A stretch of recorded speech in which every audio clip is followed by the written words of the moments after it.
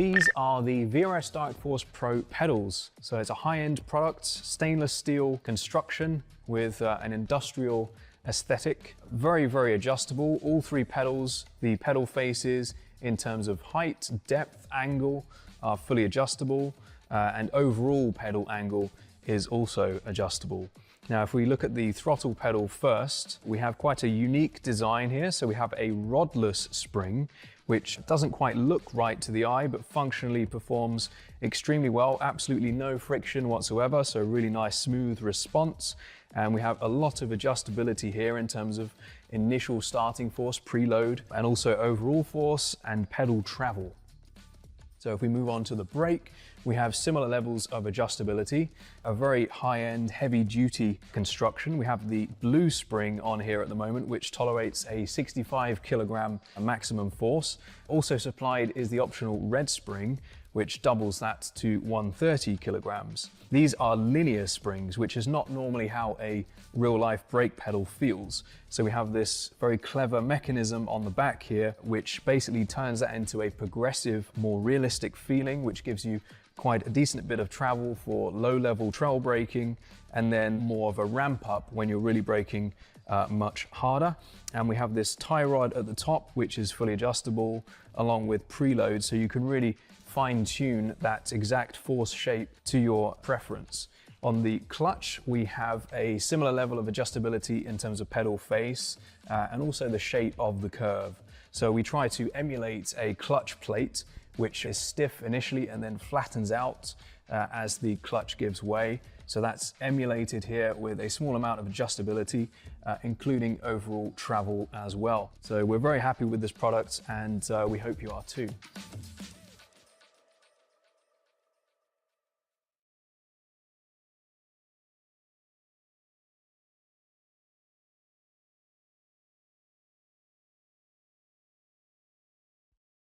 Racing isn't easy, but experiencing it is.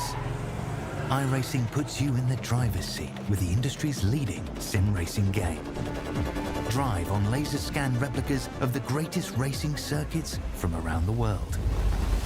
Go head to head against other drivers chosen by skill-based matchmaking to ensure competitive racing at every level. Compete across all your favorite series in officially licensed cars engineered to deliver the most accurate driving experience possible.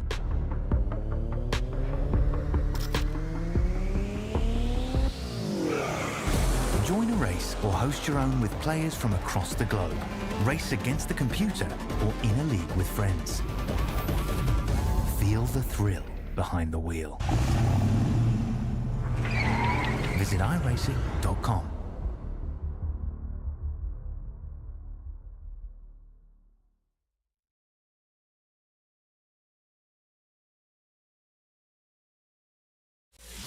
If you're looking to get serious in sim racing, one of the first things to do is upgrade your wheelbase and pedals. The powerful force feedback in our direct drive wheelbase makes a huge difference, and our highly adjustable precision pedals will give you the consistency you need to improve. So you'll not only get the best value for your money, but you'll also benefit from our quick, local shipping from Australia and save even more. Our transparent pricing has GST included, so there's no nasty surprises at checkout or further customs delays and charges. And if you're near Melbourne, you can simply pick up your hardware from our showroom and get a free product walkthrough from one of our VRS coaches. We offer excellent customer service after the sale, and our hardware is made of the highest quality components. To get yours today, just go to the URL on the screen or click on the button below. But hurry, stock is always limited due to high demand. So if you want to get faster, sooner, VRS is your answer.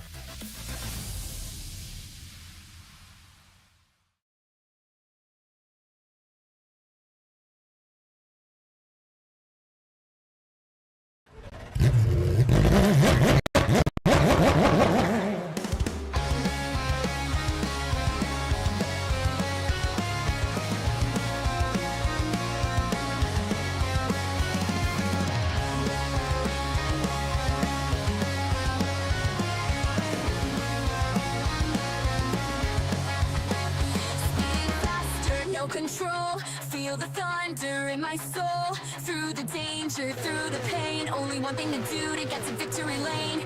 Taking risks, full send, and in the end, be the best. It's taking over. victory lane. I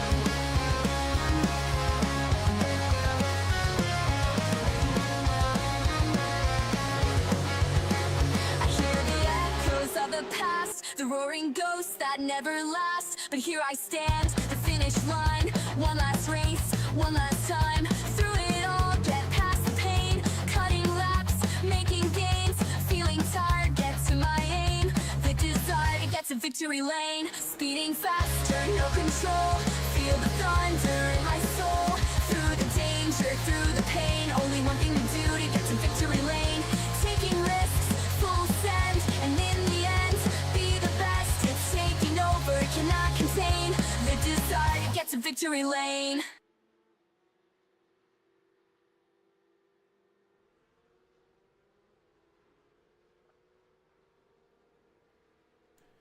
Good evening, good morning, good afternoon, ladies and gentlemen, and welcome back to Infinity Broadcasting, and welcome in to the IRWC presents the VRS Virtual Racing School Porsche Cup Series for Season 2, Round 6 this evening, out at Mount Panorama, Bathurst here for our next rush round of the season. It's going to be tight, it's going to be intense. We return to the regular format of rush racing of 2 15-minute sprints and a 30-minute feature. Limited points on offer in the first 2 races with a full reverse grid in race 2. Full points on offer in race 3 for the whole field with an inverted top 10. It's going to be an intense night of racing here for the Porsche Cup Series, but I am so excited. Hamish Munro here with you alongside me, Brenton O'Brien once again. Brenton, we're at the, well, probably well known as the home of motorsport here in Australia in terms of most famous race circuits. You think of Australian motorsport, you think of Bathurst. You think of national series that come here. Porsches are one of them. They come here during the 1000 weekend, and it's going to be an incredible night of racing. And I'm so looking forward to it. It's a world famous circuit, not just for the Bathurst 1000, but the Bathurst 12-hour as well. The 6-hour that happens every year during Easter. We're going to be in for a good night of racing, I think. And I think this format for this track, it kind of faux matches a real life race weekend for these Porsche Cup cars at this track, all condensed down within an hour of racing.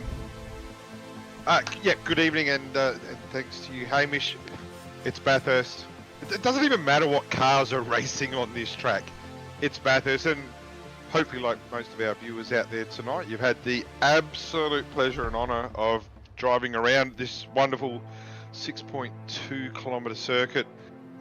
Bit of trivia for you, it's actually the first place in Australia had a permanent speed camera on Conrod Straight and made an absolute killing. But outside of that, I've been been lucky enough to be up and down the mountain many times, and it's a track that even if there's no cars on it and you arrive, it's got its own aura about it. It's already intimidating, and to be zipping around these things pretty quick. Yeah, what an absolute thrill, and looking forward to the 3 races tonight. Well, you mentioned the aura that it has about it. Whether you come here and you arrive here in real life or you arrive here in the sim, you feel that electricity about it. You feel the almost angelic spirit about this place. It's a track where it almost has its own choice of who's going to win. They often say Bathurst is the one that chooses who wins the race, and I think it's very, very much the case whenever you go racing here in real life or in the sim as well. This track, it's in the middle of nowhere pretty much, in the small town of Bathurst, not too far away from the small town of Orange, about 3 hours away from Sydney. So it's, we're in the middle of nowhere, but it's a gem, and it is a real hidden gem in terms of, when they found this place. If you found this place as it is now for the first time, you would think you've just unearthed gold, or you've unearthed a precious gem out of the ground if you did find this place all of a sudden. We'll have a quick look at the track map, of course. 6.2 Ks, Brenton, as you mentioned, it's a tough track. Technically, it is a street circuit. Not many people think of it as a street circuit, especially in iRacing. We often say the big 3 of Long Beach, Detroit, Chicago. Bathurst is one of the other ones. It is technically a street circuit, and it doesn't have a feel of one, though, does it? It feels like a permanent race course on the side of a hill in a country town in New South Wales, but it is a street circuit, and it is a street circuit which is deadly. It's arguably one of the toughest street circuits in the world. It's all, of course, going to start on the main straight, and the run up towards Hell Corner could be early carnage here. We've got roughly 30 cars on track, so it may not be as bad as maybe, if we had it earlier in the season when we were averaging just above 40. I think the first major spot though we're going to have to be looking out for is, up Mountain Straight. Exit of turn 1 is going to be cautious. 2 at Griffins is going to be tough as well. But I think the run in through 3 and 4 for the cutting, that is where we could see some early carnage happening in this race. Yeah, absolutely. And with the 3 shorter races, and yes, there are places to pass here. There's many places that you can pass here. But how do you deal with it to start with? If you're starting at the back and you're one of the quickest cars because we've got a full reverse grid coming up, there's plenty of opportunities to work your way up to the front. Not necessarily win, but there's certainly ways to get yourself up the front. And there's some good quality drivers in here. Like Matty Bowler straight away, the car 12. I picked him to win last week and he kind of tripped over his own strategy there. Cost him, I would think, a win at the Bend, but Lockie Capel did pick up the win at the Bend. These guys are very, very capable at Bathurst. Sam Muir. I think, to be honest with you, I see Sam every week. It's not a name I knew of before the series. It's certainly a name I know now. I'd almost say he's the best all-rounder in the series. Like, he's not a world beater by any means, but he's always there and thereabouts with his pace. And we've got Ben Pedersen back again this week too. So watch out for them. And also, Hayden Veld is very, very good around here in a supercar, and I'm not sure what he can do on a Porsche, but there's some names out there that I'm really looking forward to. Yeah, well, of course, if we survive the run up through the cutting, we then head up through turn 5 and in towards Reed Park at turn 6, and then we're almost dancing this car down through 7, 8 and 9 past Silman Park. If you can run through the grate safely, then get up to 10 at McPhillamy Park, where we then begin to come back down the hill again, and we tiptoe the car through Brock Skyline at 11, down through the S's at 12 and 13, into the Dipper at 14 and 15, and then you run through 16 and 17 into Forest Elbow at 18. Maximising your run out of this corner is going to be important tonight, Brenton, because it gives you the best run down Conrod Straight for your best passing opportunity of the whole lap, down into the braking zone of the chase at turn 21. Yeah, absolutely, and it's... There's a house on the left-hand side as you approach the chase, as you're coming in. It's quite a nice house. Some friends of mine own that house. Well, used to own that house. I used to, golf partners up in Queensland, and they went through a terrible divorce, unfortunately.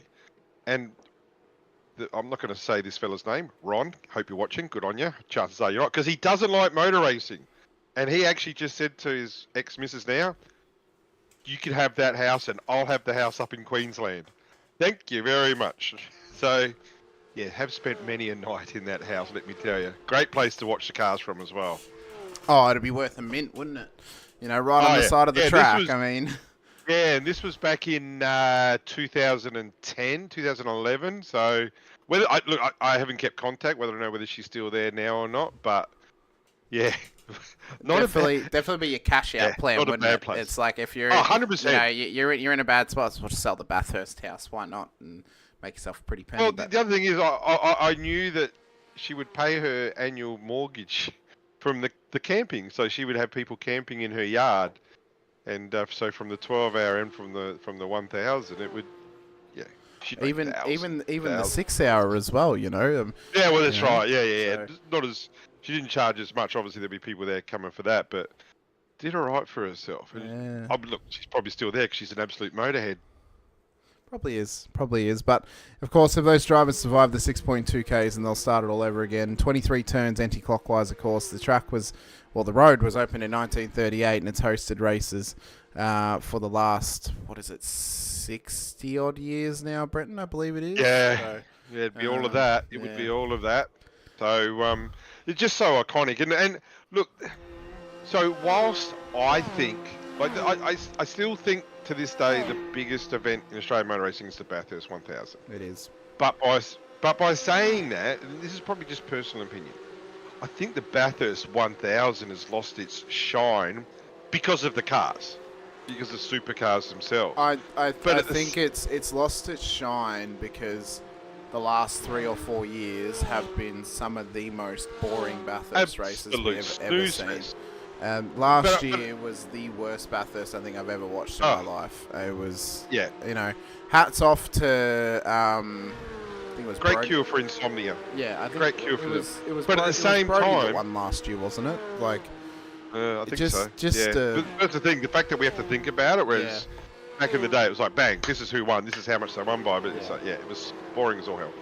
But at the same time, there's momentum behind the Bathurst 12-hour. Sure, they're not getting the entries yet. Entries are actually really poor, let's be honest. I think there's ways that they can improve that, and certainly the strength of the SRO series in Australia will start to help push that, I would hope. But by saying that, despite the Bathurst 1000 losing its shine, the track and the venue hasn't.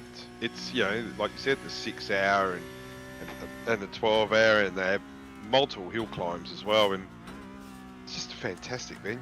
It's just fantastic, and many a trip has been done for me going back up to Queensland, or from when I lived in Queensland down to South Australia. You'd go via Bathurst. It would be so many hours out of your way, but you'd still do it. You have the kids in the back of the car. Here's another story. My oldest son, I know we should be commentating on the qualifying at the moment. My oldest son got his L plates in Queensland. We used to live in central North Queensland. After he got his L plates, I didn't let him drive for 2 weeks because we were driving down back home to Adelaide. And he kept on saying, can I drive, can I drive? And I went, nah. And we finally pulled our car up in grid position 1 at Mount Panorama, where I then got out and said, Nathan, it's your turn to drive. So the very first place he drove was from pole position at Bathurst. That there, I mean, an amazing memory for him. That is such an extra place for him to do his first few kilometres of driving. First time he ever drove a car was at Bathurst. You couldn't have put him in a more scary position, could you, Brenton? Well, no, I could. It's like throwing one of your kids off the end of the jetty and say, you better learn how to swim. But I remember when we got up to Skyline, he actually stopped at the top of Skyline, because I'm not sure if you've been there or not, but you can't actually see over the front of your car. And so he's not a motorhead at all. So when he got to the Skyline, he actually didn't know which direction the road was going to go. Even though I was telling him, he's like, nah. So he actually had to stop and got out to see which way the road went. It was actually really cool. So and today as a dad, I remember forever. I've unfortunately never had the pleasure of being here. One of my good friends did a trip.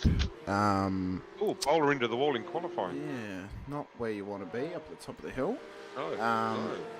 One of my longtime friends went on a road trip up to New South Wales, and he went to Bathurst. He'd never been there before, and he FaceTimes me, and he's like, "Oh, I'm at Bathurst." I'm like, "Oh, well, you're gonna do a lap?" He's like, "Yeah." He's like, "Can you tell me where to go?" And I'm like, "Okay." So he FaceTimes me as he's doing a lap, and I'm telling him, I'm like, well, don't speed, because there are literally speed cameras around the whole track. Like, you will get done. So he FaceTimed me when he did his first lap at Bathurst, and I'm like, well, there you go, you've done 6. He's like, how long is it? I'm like, 6.2 Ks. So, it's just. So I actually videoed my son from the passenger seat driving for the first time, and I've still got that video. There is a memory. That was amazing. It was amazing, but a few years ago now. Good times. But we're actually down to our last 7 minutes of qualifying. And we are.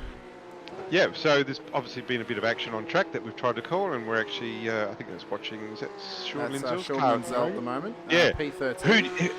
Who's a good peddler around here. He Didn't is. race last week at the Bend, had some commitments last week, but a good peddler around here, and He'll be P13, a sneaky one to watch this week, I think, or Sean. I think he'll be one that maybe for race 2 might be the one to watch, or maybe for race 3, because if he can situate himself in, like, even if he finishes around where he's right now, which is P13, he'll still start the next race in a points finishing position, which then sets him up well for the run through race 2, and then if he can find his way up to the top 10, he can then get a good qualifying position for race 3, of course, as well. At the moment, Matt Bowler leads the way, though, with a 205.28. Sam Muir, P2. Ben Pedersen in P3. Hayden Veld. And Greg Favell, who's also a good steerer around here, in P5, of course, took part in the OSR Bathurst 12-hour this year in the GT4 class, and unfortunately was murdered at turn 2. Oh. Who was he murdered by? Ash? Blake Fitzpatrick, unfortunately. Well, so and hopefully it doesn't happen again tonight. No, well, they shouldn't be. Well, they shouldn't be too close to each other at any stage tonight. Looking at qualifying with 5 minutes to go, and we've got another new driver in the field, which I only just noticed as well. The car 97 is a welcome addition. Jake Burton, not the Jake Burton of TTR. It's not the Jake Burton of TTR. No, this is not. This is not Emily Jones's partner, Jake Burton. This is a different Jake Burton, who is a young driver, actually, around ages with Oshie and Colangelo. He unfortunately copped the pink flag during practice, so hopefully that's sorted itself out. But yeah, got a bit of. We thought it was the actual. We thought it was TTR's Jake Burton last week when he got in contact with us, but no, it is a different and much younger Jake Burton. Well, I saw the name Jake Burton, and I saw the car number is 97. I went, I don't reckon Jake would want Giz's number at any stage. I don't think he would. There's been a bit of history there, so that sorts that out pretty quick. Down to the last 4 minutes, and despite the lap time being a 2:05.2, there is only 0.02 of a second the difference between Bowler and Sam Mueller. So 4 minutes to go. I think Muir's in pit lane at the moment. He's on track Bowler's at the moment. down on track. Both of them Is are he? out there So at the moment. Yep. So okay. they'll get. Yep, there he is. They'll get. Depending on where they are on track, they'll get 1 or 2 more laps in. They will get cut off at the 15 minutes because of the fact we have 3 races tonight. So if they've only got 1 more, they've got to get a pedal on and try and make it a perfect lap. Muir is in pit lane, so he'll likely now just reset and head back out there for 1 more attempt. Ben Pedersen has just started another lap though in P3, so we're right on board with him for this 6.2 kilometre ride up the mountain and just see if he can challenge the top 2 spots, maybe put this car in the front row. Yeah, so good release there in second gear into Hell Corner and quick shift to third and just power up the straight. Stay in the middle as you go over the crest here because there's a bit of a bump on the left-hand side just there. You try and avoid that, which he hasn't done. And then up here, up into turn 2, you've got to take this really tight just inside apex. The apex. You've got to take the apex really tight there. And then good drive out here in what I reckon personally is probably one of the trickiest corners because the car just wants to keep pushing to the right and you've got to tuck into this wall tighter than what he has done there. Over the dip here, short shift into 4th, which he hasn't done. Now he goes to 4th gear. You tend to get a bit of wheel spin there. And then probably one of the most famous scenes in Australian motor racing, Kevin Bartlett back in 1981. I'm going to test myself, maybe 1980, when the Channel 9 Camaro just flipped its lid straight upside down, straight towards the cameraman. The cameraman didn't budge at all. So, every one of these corners has seen some sort of carnage, some sort of iconic move. And we remember up here where Chaz Mostert's about to have his leg flipping out of the car. There's so many exciting places here as we go through Forest Elbow. So many exciting places here, and right there's about where Jamie Whincup kind of ran out of fuel a few years ago, and then Mostert in a different race was up and away. Are you watching it on the broadcast? Oh, I think I am actually now that I think of it. I had 2 things going at once. There we go. I was in the Forest Elbow. He's pulled out of the lap on Conrad. Yeah. There we go. Yeah, I absolutely was watching it on the. That's a rookie mistake, wasn't it? Oh, I had a couple of things going on there. I tell you what, I'm excited to see it now. I think Ryan might actually have a rear of grid tonight for impeding during qualifying because he's not out there at the moment. No, there's nothing there. No, there's nothing on it, so that's fine. I'm excited to see what Ryan can do tonight. He is at the back of the field at the moment, and he won't get a lap in qualifying, so he'll have work to do from the back here this evening. He's shown some good pace over the last few weeks, shown really good patience as well. I've spoken to him a couple times now about trying to get that patience up in order. He's worked really, really hard, Brenton, to do that. Yep. And it's from watching his journey as a young supercars driver around about a year ago to where he is now, I'm very proud to see where he is at this stage of his iRacing career. I think he's got so much on offer to him in future. I'm hoping it's a big moment for Pedersen, and that's qualifying done and dusted for him, into the wall hard. He wasn't making the end of that lap anyway. So there's only 40 seconds to go. Bowler is going to finish this lap, but no, he's not going to make that lap anyway. and whether Hayden Veld, P4 at the moment, can get across 28 seconds to go. It's going to be crazy tight, probably just a bit short. And I've actually been watching this lap. It's actually been a pretty good lap too. 19 seconds. No, you're not going to make that, Hayden. Not far off. All this is going to turn out to be is good practice for the actual race, because qualifying will end on the dot, and you can be sure that there's going to be a lot of drivers out there going, oh, what the heck, because they've been caught out by this rule. And he's pulled and into Hayden's done pit the lane. right thing, has boxed it. Yeah. So good qualifying session, no doubt at all. No, a great qualifying session, and it's Matt Bowler on pole position once again. I agree with the sentiment that Sam Muir's probably the most well-rounded driver of the whole field at the moment. He's definitely the driver with the most momentum. Brenton, I mentioned last week that after drop rounds would be in place, that he would have been right up the order. He was. He now leads the championship as well, thanks to Job Stewart not being on track last week at the Bend. Job is not here tonight either, so it's even more points that Sam can gain on him. It's more points that Mez can gain on him as well, who will start at a P20 tonight. So the defending champion will have some work to do on the road here at Bathurst. But this is how we're going to be starting out here this evening for race number 1, ladies and gentlemen. Matt Bowler will start pole position alongside the championship leader Sam Muir on the front row of the grid. Ben Pedersen, Hayden Velden line up in behind them on the second row. Greg Favell, Lachlan Capel line up ahead of Alan Dawson and Angus Lawford, with Harry Dodds and Sean Linzell making up the top 10. Ocean Colangelo and Craig Schultz will then make up our top 12 here this evening, with Kurt Chapman and Jared McLeod starting ahead of Blake Fitzpatrick and John Akers for your top 16. Damien Cairns, Steve Tonkin will start ahead of Alex Schuller and Simon Mazzomo out of P20 here this evening. Marcus Cook, Stacey Boyd will start ahead of Tim Nicol and Shannon Fever for our top 24 cars. Jake Burton, Paul Wilson will start ahead of Rodney Gollan, Johnny Rowe, Gary Watson, Ryan Mueller and Aaron Smith at the back of the field. One of our race controllers, Leith McClement, has been dealing with some internet issues and power outages tonight. He is still in the race control room, so hopefully he can remain within there just to help out those race control boys. We're waiting for our front runners to join the grid and a couple of other cherry-pick drivers throughout the field as well. I'm excited for this though, Brenton. I think race 2 is going to be the most chaotic of the three, especially with that full reverse grid. But patience can be a virtue, and sometimes we don't anticipate it, but sometimes the drivers are actually very patient, so we're hopeful that's going to be a similar scenario this evening. Well, it's a place to be patient. Look, there's got to be times where you need to attack, but already the front runners is probably starting to think championship. You know, you don't want to walk away with minimal points. There's certainly points on offer tonight, and there's also a chance that you can stretch out and gain a significant advantage if you get some good points and your opposition, tend to trip over themselves. You could certainly walk away with this, but it should be a really good race. And again, I'm really keen to have a look at, and we've been talking about it all series. Ocean Colangelo, the ERT Hornet driver, she has put a magnificent performance up this year.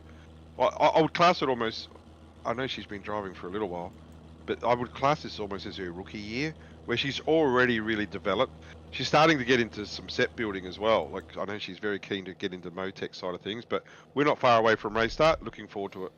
Yeah, lights will be going up very, very shortly here for race 1 this evening. Bowler and the championship leader, Sam Muir, will start on the front row. Who's going to get the jump down towards turn number 1? Larko said it best, you've got to have patience tattooed under your eyelids when you go racing at Bathurst, and we're underway for race 1 here this evening.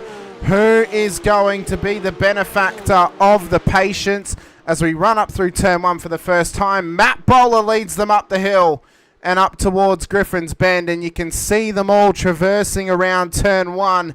It doesn't seem like we've had too much carnage just yet, but there is already some side-by-side action happening behind the race leader Matt Bowler as we enter up towards turn 2. Yeah, back in P4, it's already tight between Haydenveld and Greg Favell. Hayden's about to hang on to that spot, and what that does is now allow Lockie Capel to get some extra drive. And is he going to be able to hang around the outside there? Favell is very, very good at defending. He's holding that tight. It's going to put Favell. Oh, that was so close for Lockie. Very close to that, scraping that wall. In the end, they've actually both done a really good job of hanging in there. And they've somehow survived the initial run up through the cutting at turn 3, 4. Now the run up towards Silman Park and in towards McPhillamy Park as well.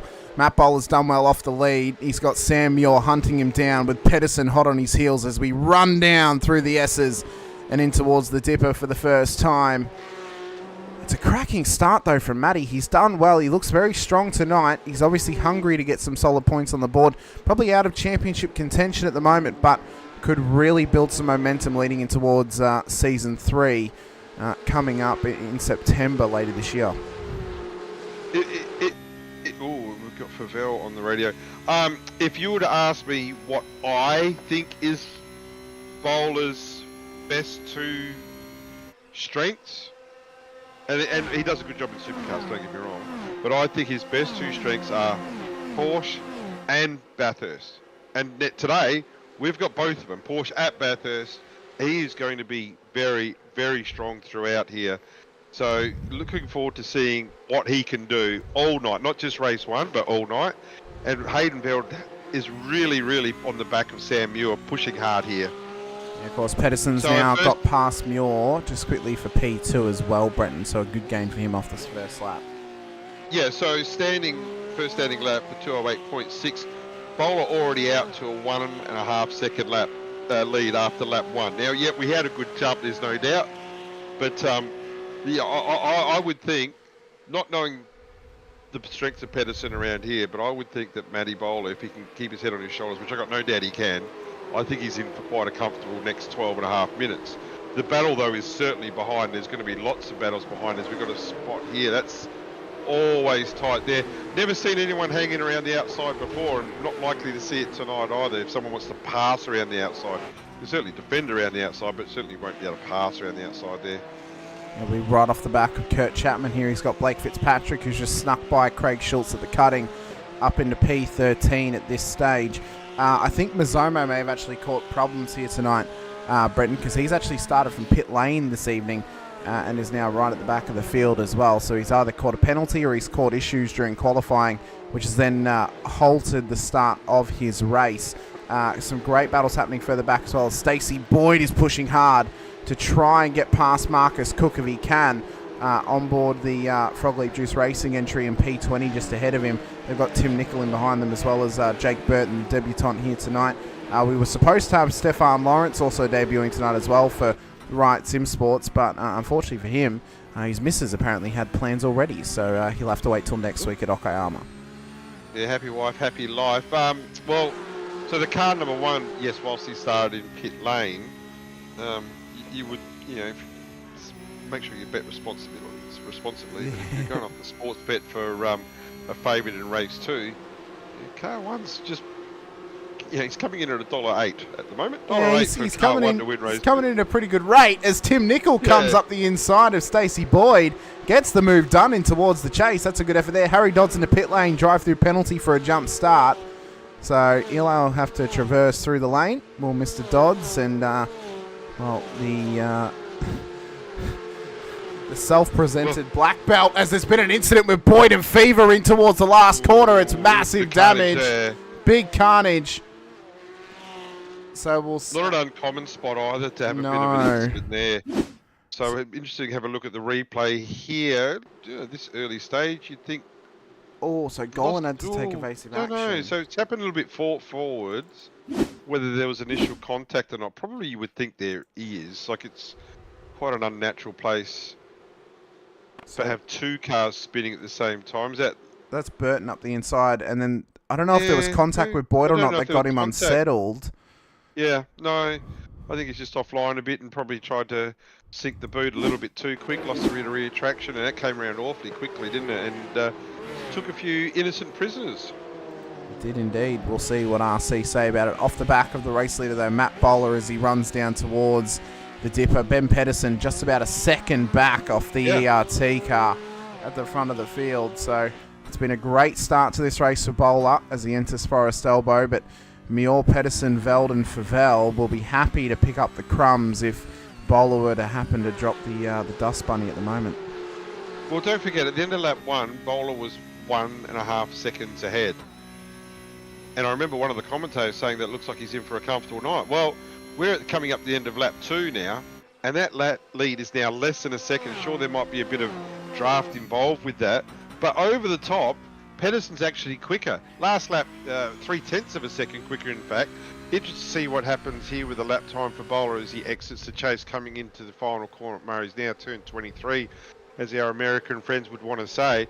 And as they cross the strike shortly, if you look at Bowler's time, his last lap, a 2:06.69, so there's a lot of consistency there. But the other thing that's also consistent is that Pedersen at 2:06.2, 4/10 gain. Muir fastest lap of the race so far, 2:06.1. So the pack's actually drawing up to the car 12.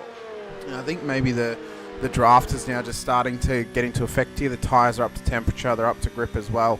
So that draft is really helping them along. They're probably at the perfect distance to get the benefit of the draft, but not be held up in through the corners by Bowler in front of them. So I think they've got a nice little gap at this stage. They could probably just wait to go for the move until later in the race, and we're only halfway through, but...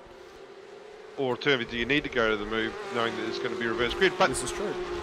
Look, if the draft was that strong, then why isn't Veld with him? You know what I mean? Like 2:06.6 for Veld, half a second slower than Muir, 2:06.2 for Vavel.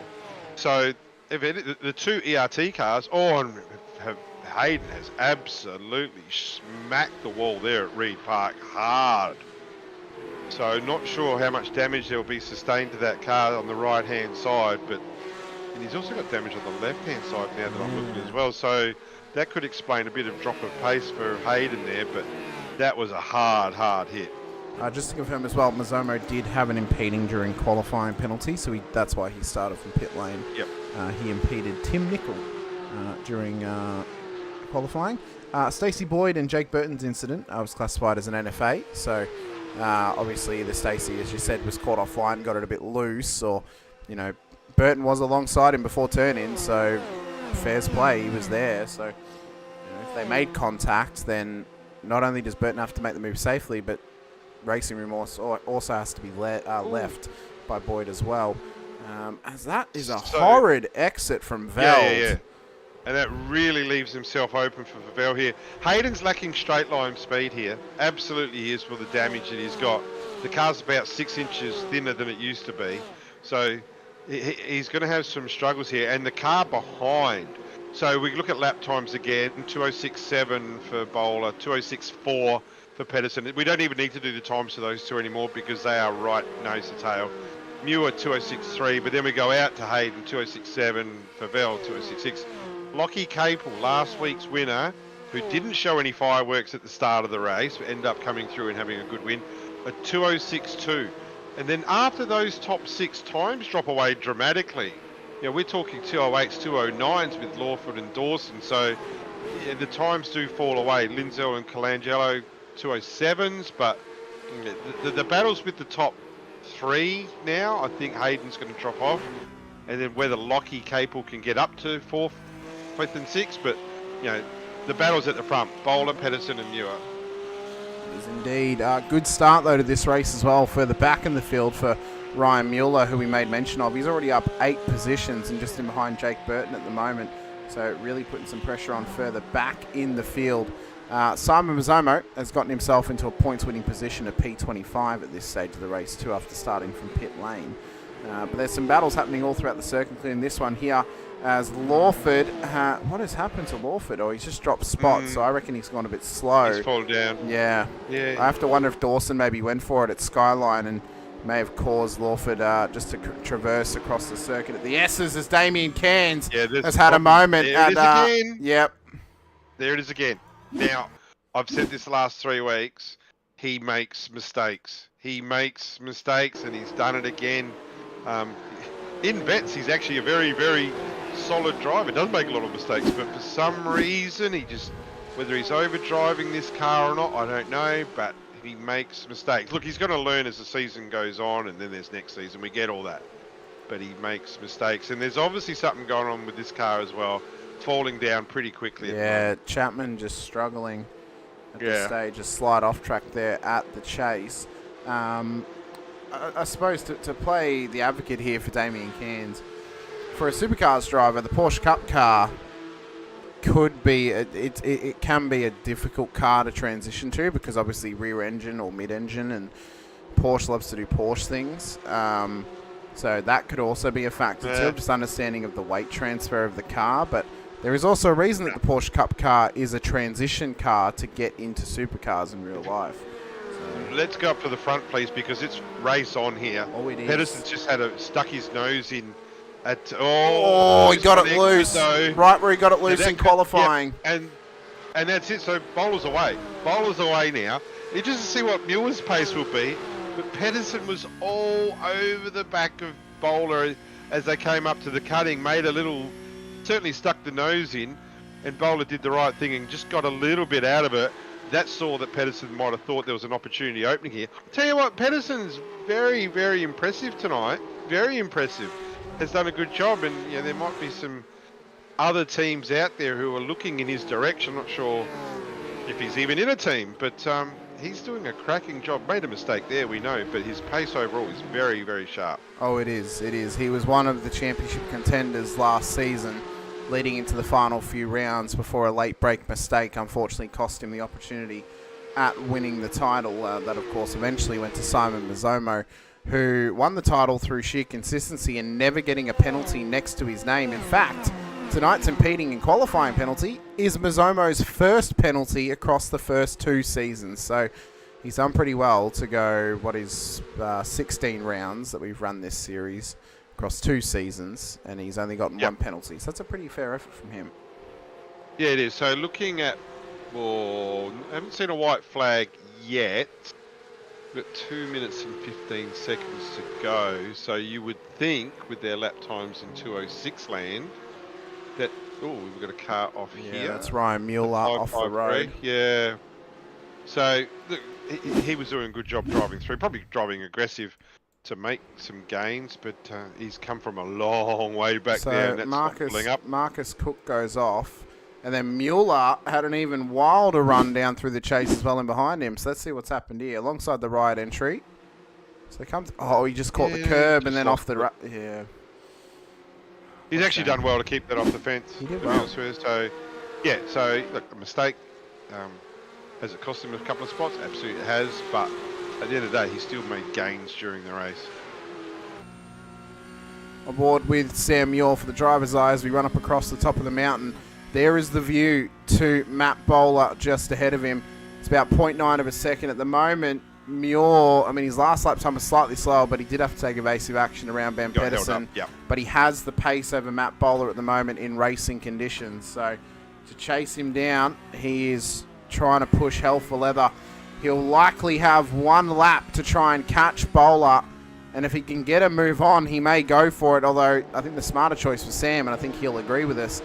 Just consolidate the P2, take the points. Bowler's not in the championship fight. You're gaining over everyone else, and you're only giving up 1 point by finishing in behind him. It's not worth taking the risk and dropping into a non-points finishing position below P25.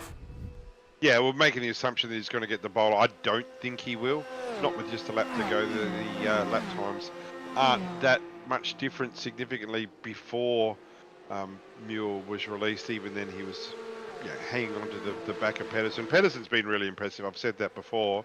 But we're about to just come up to the last lap now. Bowler's led from start to finish, so we can't be critical in any way of him. But there's still quite a bit going on behind him because Pedersen, we know...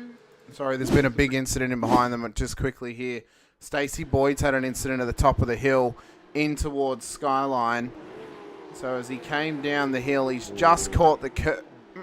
Just caught the curb and into the wall. The rears.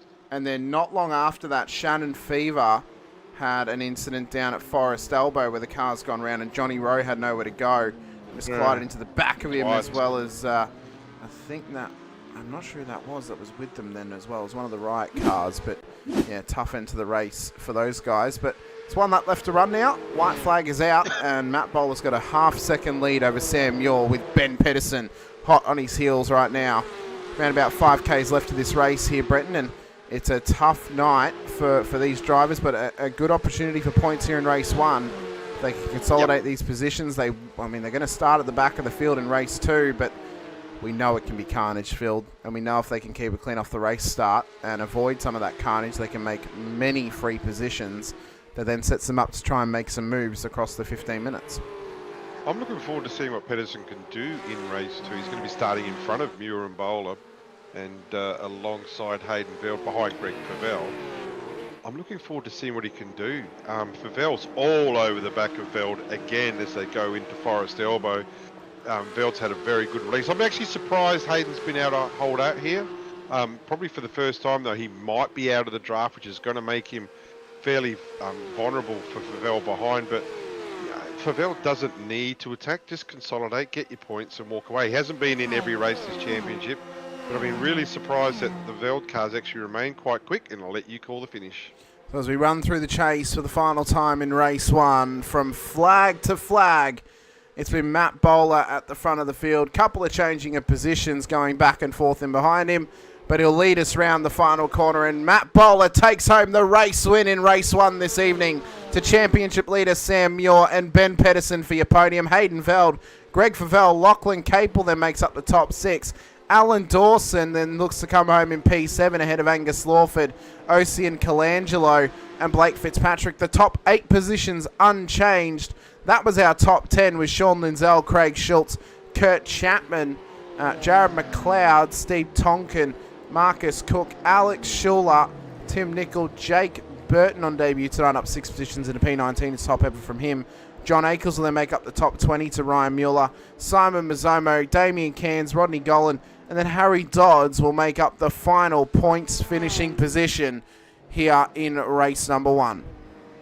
Well, we didn't talk about Ocean all night, but I did take particular attention to her start, and it was her normal start, which, for those who have been watching in the past, her normal start's not necessarily meaning a good one. She dropped 3 or 4 spots, so she worked her way back up into the top 10. A good job there. But also same with Blake Fitzpatrick. He found himself into the top 10, so very, very good. And there was quite a tight battle from P8 down, wasn't there, with Angus Lawford holding up a bit of a pack, or was it Alan Dawson perhaps holding up a bit of a pack there? But a good race all around, and really looking forward to the reverse grid in race 2. Yeah, it's going to be a fun race on offer for us. The provisional race results of race 1 are as follows. Oh, no, it's going to disappear for me. And that's how they've ended up. Matt Bowler, Sam Muir, Ben Pedersen, Hayden Veld, Greg Favell, Lachlan Capel, Alan Dawson, Angus Lawford, Ocean Colangelo, Blake Fitzpatrick make up our top 10. In the end, at the back of the field, just outside the points finishing positions, was Paul Wilson, Gary Watson, Johnny Rowe, Shannon Fever, Stacey Boyd, and Aaron Smith as well at the very back of the field, though. But starting grid for race 2 will be as follows. We'll skip past the safety cars. It'll be Aaron Smith on pole ahead of Stacey Boyd and co in behind him, although I think the lights, don't tell me the lights are going up already. No, they're not. That's good. I got scared then, Brendan, because no one was on the grid. No. And I was sitting here thinking, well, what the hell? But they actually have to start a whole lot further back because of the fact that race controllers are in the cars. So there's a lot more cars around the corner for this race start. So we will get our starting grid up. Stacey Boyd, Shannon Fever, Johnny Rowe, Gary Watson, Paul Wilson, Harry Dodds then make up the top 7 positions. Rodney Gollan, Damien Cairns, Simon Mazzomo, Ryan Mueller, John Akers, Jake Burton, Tim Nicol, and Alex Schuler will start ahead of Marcus Cook, Steve Tonkin, Jared McLeod, Kurt Chapman, then to Craig Schultz, Sean Lindsell. Then for our top 10 of the last race, Blake Fitzpatrick, Ocean Colangelo, Angus Lawford, Alan Dawson, Lachlan Capel, Greg Favell, Hayden Veld, Ben Pedersen, Sam Muir, and last race winner Matt Bowler will start at the very back of the field here this evening.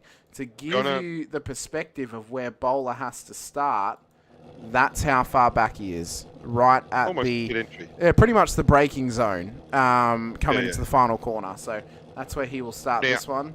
But Aaron Smith will start pole. Going to have to pick you up, Mr. Producer. Hayden Veld does not drive for Synergy Sim Racing, and Matt Bowler does not drive for Blame NSR them because they have not changed their are. SDK driver hub. Oh, they probably don't even know what it is, I wouldn't think. They would have set it up prior to now if they have those names on their team. Because I haven't actually added anyone's team names. Anyway, we're not far from race start. I'm going to be watching the car 27 start here.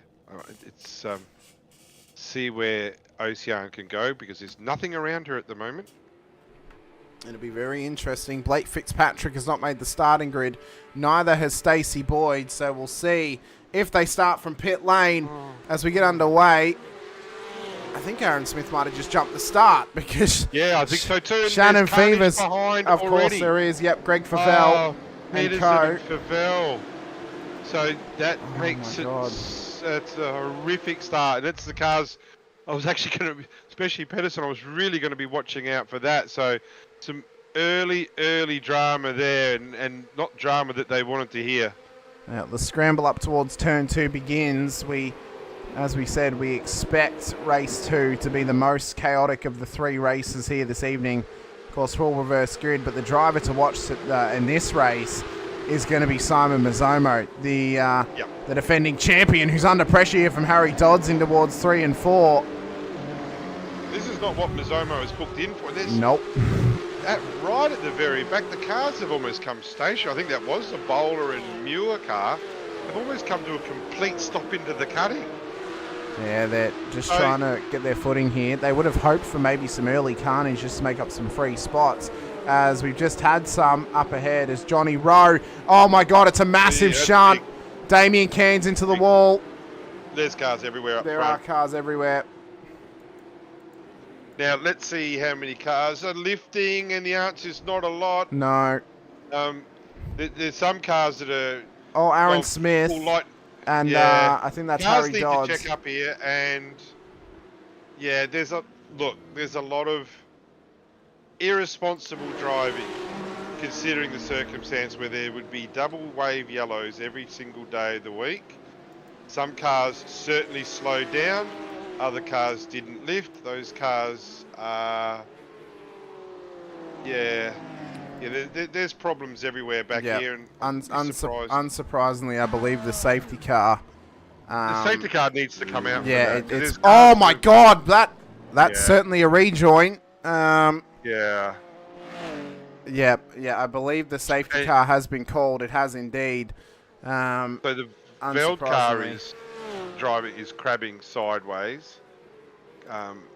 Ocean's car has copped it from all corners, but they're both going to need to pit.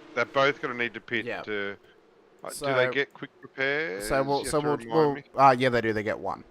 They get one fast. Yeah, well, that's all they'll need. We'll have a quick look though at everything that happened across lap 1, because we're going to be here for at least a lap or so under safety car. So this was the first moment. This was Aaron Smith jumping the start at the beginning of the race. Is it going to play in full speed for me? Please tell me. And I hope those that have pitted and taken their quick repair have turned their tyres off. Yeah, I they hope have. So certainly 4 cars took service. So Pedersen 27. goes for it early on Favell, and he just washes out wide and turns him round. You're probably right. I would think that Pedersen's probably got something to answer to there, and Favell later on cops it just as hard, doesn't he? But we had 5 cars boxing. Was it 5? Actually, no, we had more than that. And 8 cars in the box. Yeah, so this is where the ugliness starts. We've still got some bit of carnage in the back, but right here. So in the end, these are the lucky guys because there's a crash way up further. So Veld here gets stuck, and so here's sideways. Now this is where it gets a little bit silly, because look, a lot of the cars come out blind here, but there's not a lot of lifting, and then other cars are being pushed, and look, Veld car very unlucky. Very, very unlucky. That there is almost equivalent to taking your box of Hot Wheels and just pouring them on the floor. Like, just a bunch of cars making contact on the way through, and they're just not taking due care. I know they're close together, but it's an ugly start. I think we can agree. So as we say in the industry quite a lot of time, yellow flag means go fast flag, or the catch-up flag. And I think a lot of the drivers have seen an opportunity, and whilst yes, it may have worked for some, it absolutely has not for others. So whether Pedersen, I haven't seen a ruling on the lap 0, turn 0. They're still discussing. It seems at this stage. So I would think that Ben's going to have an issue. I'd say he likely either would get a drive-through for not taking due care before I you agree. even make the start line. Yeah. Or it'll be a very harsh time penalty. So I think there should always be, well, there is a bit of leniency at the start and on lap 1. There's always a bit of leniency, and so there should be. But in this case, they didn't even make the start line. No. But we look at those 3 cars that were first, second, third in race 1. They're now P15, 16, 17. So I mean, they're the big gainers out of it, aren't they? And we mentioned that they would be hoping to make some big gains off the carnage at the start of this race. And that's what they've done. They've put themselves mid-pack. It means they can now battle their way forward. I think the best of the lot, or at least who'll be happy with all this, is Mazomo, P3 at this stage. Has only got Wilson and Fever in front of him, so he'll be gaining some points. But now the asterisk is that if Pedersen has a drive-through, that'll put him right at the back, and that will really affect him, not just for this race, but for race 3 as well, because it's only the top 10 that'll be reversed. If you're Bowler, if you're Muir, if you're Capel, if you're anyone else around there who had pace and was inside the top 10 of the last race, your aim right now is P10 on the road as we get green flag running once again here out at Mount Panorama. Now let's remember from Nürburgring. Was it Hockenheim? Sorry. Hockenheim, sorry, yep. So he was the leader from a reverse grid race and held on, did a fantastic job for probably the first 8 to 10 laps. So there's no reason that Shannon can't go on with this a bit more. Now, also Hayden Veld is back in the pits, hoping and praying for his sake he has not got another speeding in pit lane penalty, because if he has, that's 3 in a row. Well, he's just left pit lane, so I would claim that he possibly did. Well, if it was a speeding in pit lane, then he would be a hold for 40 seconds, so it's not that. Would it be an unsafe entry or unsafe exit? Yeah, I haven't seen or heard of any rulings, and also... Unless as well, Ben Pedersen, 15-second time penalty for the incident with Greg Favell. So I think if it wasn't going to be a drive-through, that sounds fair. 15 seconds is pretty fair. I agree. So that will affect his points gain in this race. He needs to hope he can at least build up 15 seconds above P26. Otherwise, he's going to finish this race with no points on offer. Harry Dodds is struggling at the back of the field, but Fever leads the way. It's a fever dream for him because he's got just above a second over Paul Wilson in P2.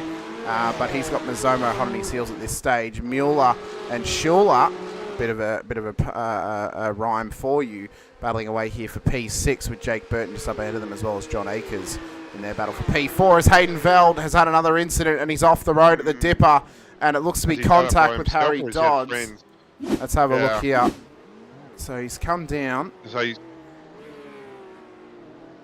And Hayden's... he's made contact with Harry, and... Well, seriously, if Hayden didn't have bad luck, he'd have no luck at all, because, Harry's put himself in the middle of nowhere there. Might have had a lack of steering, and also we've got some more cars pitting now. Pedersen's in. Pedersen, I think maybe to fix up that car.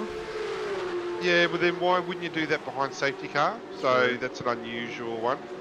As Ocean's making a move here, gaining another spot. Lost out, obviously, in that significant incident on lap 1. Dropped some spots.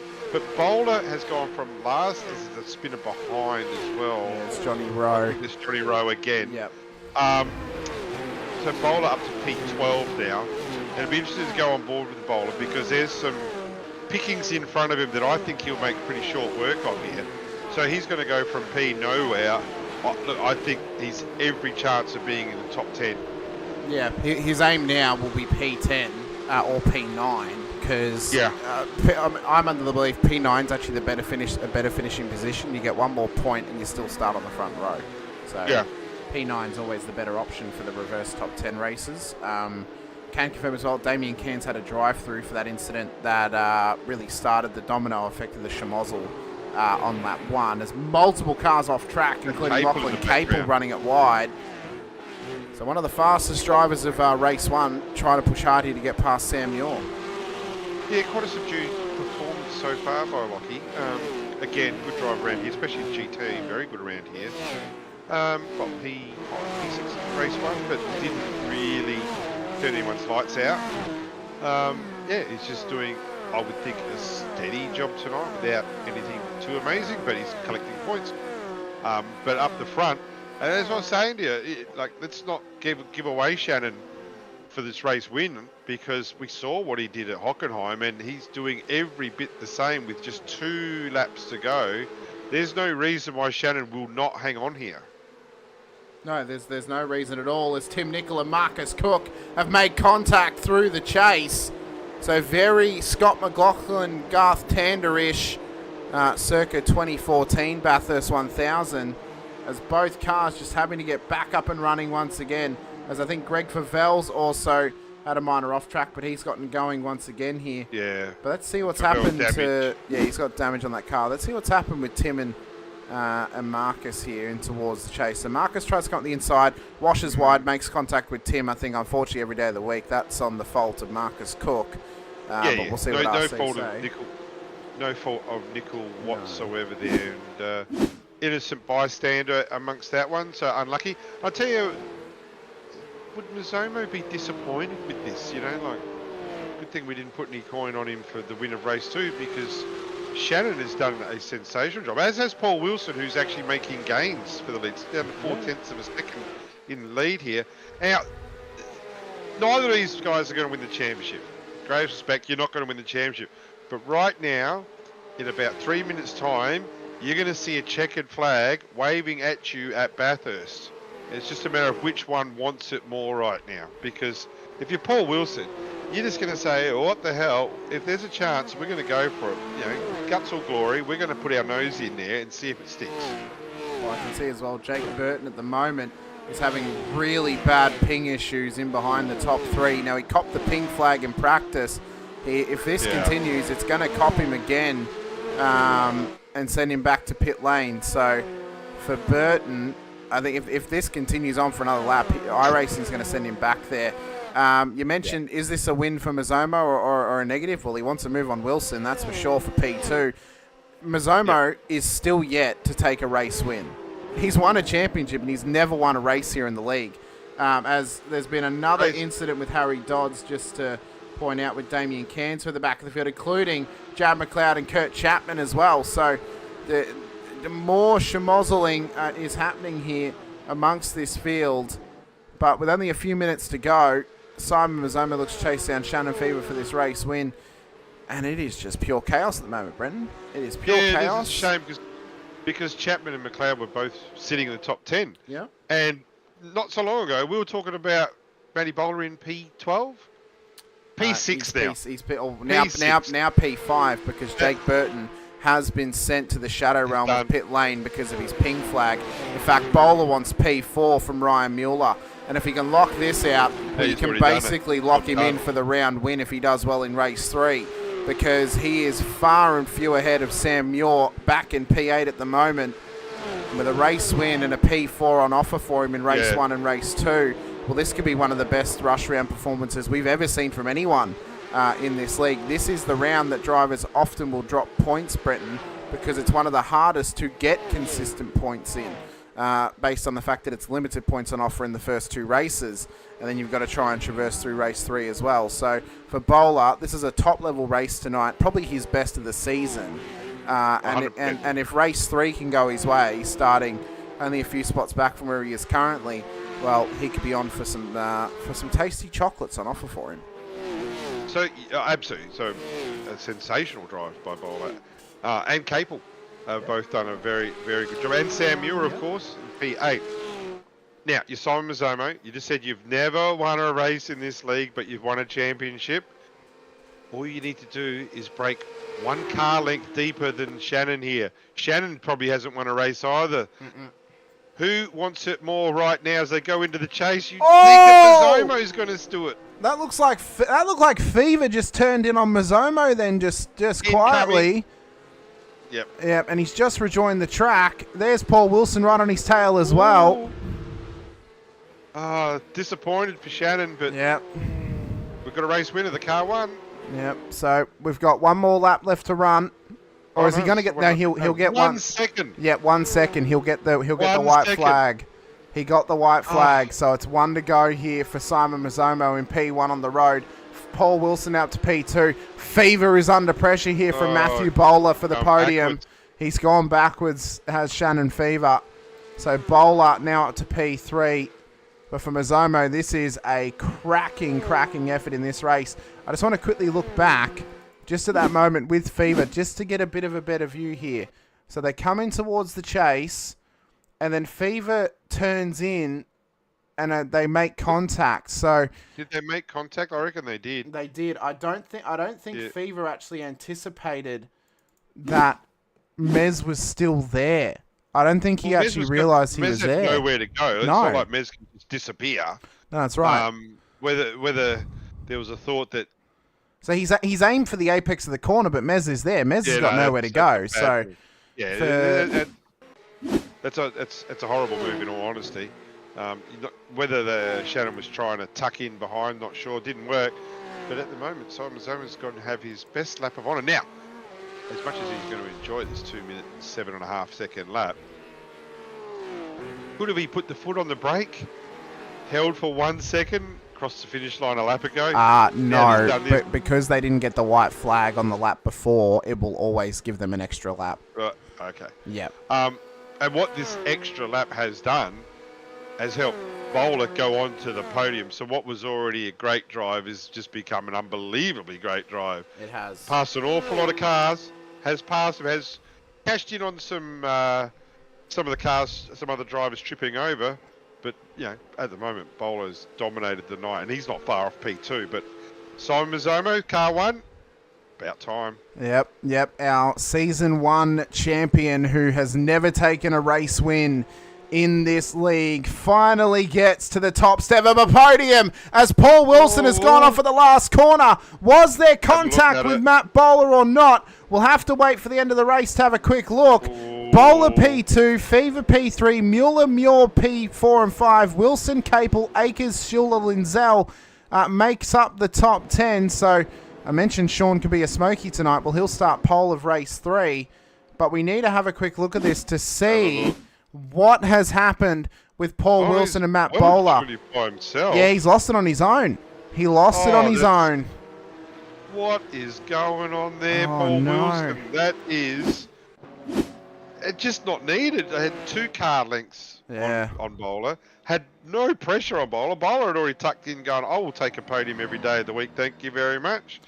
Well, Wilson again, from P2 to P7 on the last lap. And all this is done is, like, seriously, Matty Bowler. Look, Simon Mazzomo, congrats on a race win. Started in a favourable position, but wow, that some was sensational drives. For Matt Bowler to survive that war zone that he drove through on lap 1. Same for Sam Muir as well. Same for Capel. as well. Same for Ryan Mueller, who had to drive through it too. They all did very, very well to get up to where they were in the end. So that there was a great effort. Warm-up session to come our way, though. At the moment, Matt Bowler leads the round with a P1 and a P2. It is the best ever combination of finishes in the first 2 races of a rush round we've ever seen. We've never seen someone finish in such good finishing positions across race 1 and race 2 of a rush round. If he can match it with a podium in race 3, it'll be the best points haul we've ever seen from someone in a rush round as well. And that'll be a nice little record for Matty to have next to his name. He may not have the opportunity at a championship this season, but at least he'll put his name on something here in the league. So, you know, that'll be a record that we'll compare to a lot because we run 3 rush rounds in a season.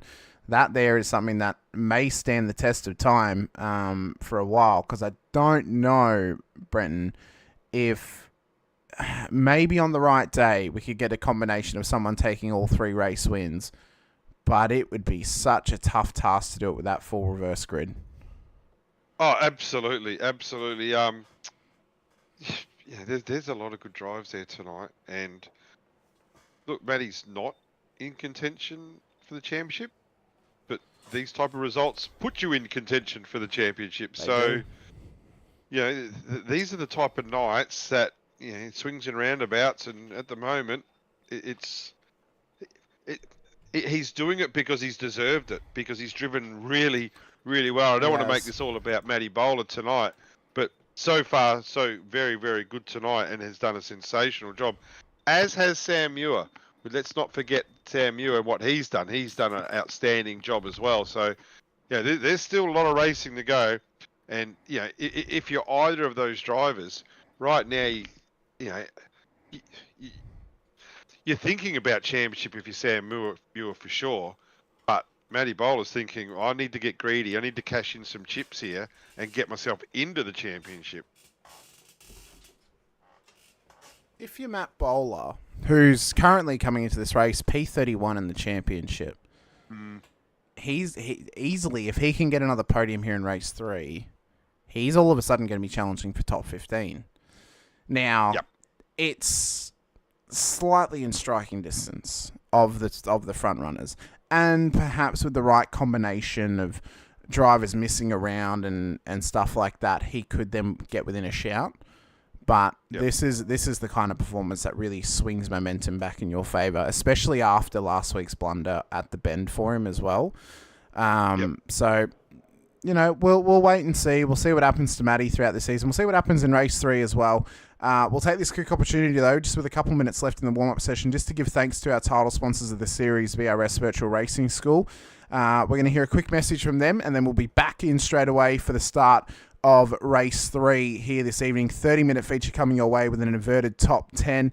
But don't go anywhere. This is the VRS Porsche Cup Series live on Infinity Broadcasting. We'll be back very, very soon after this quick short message.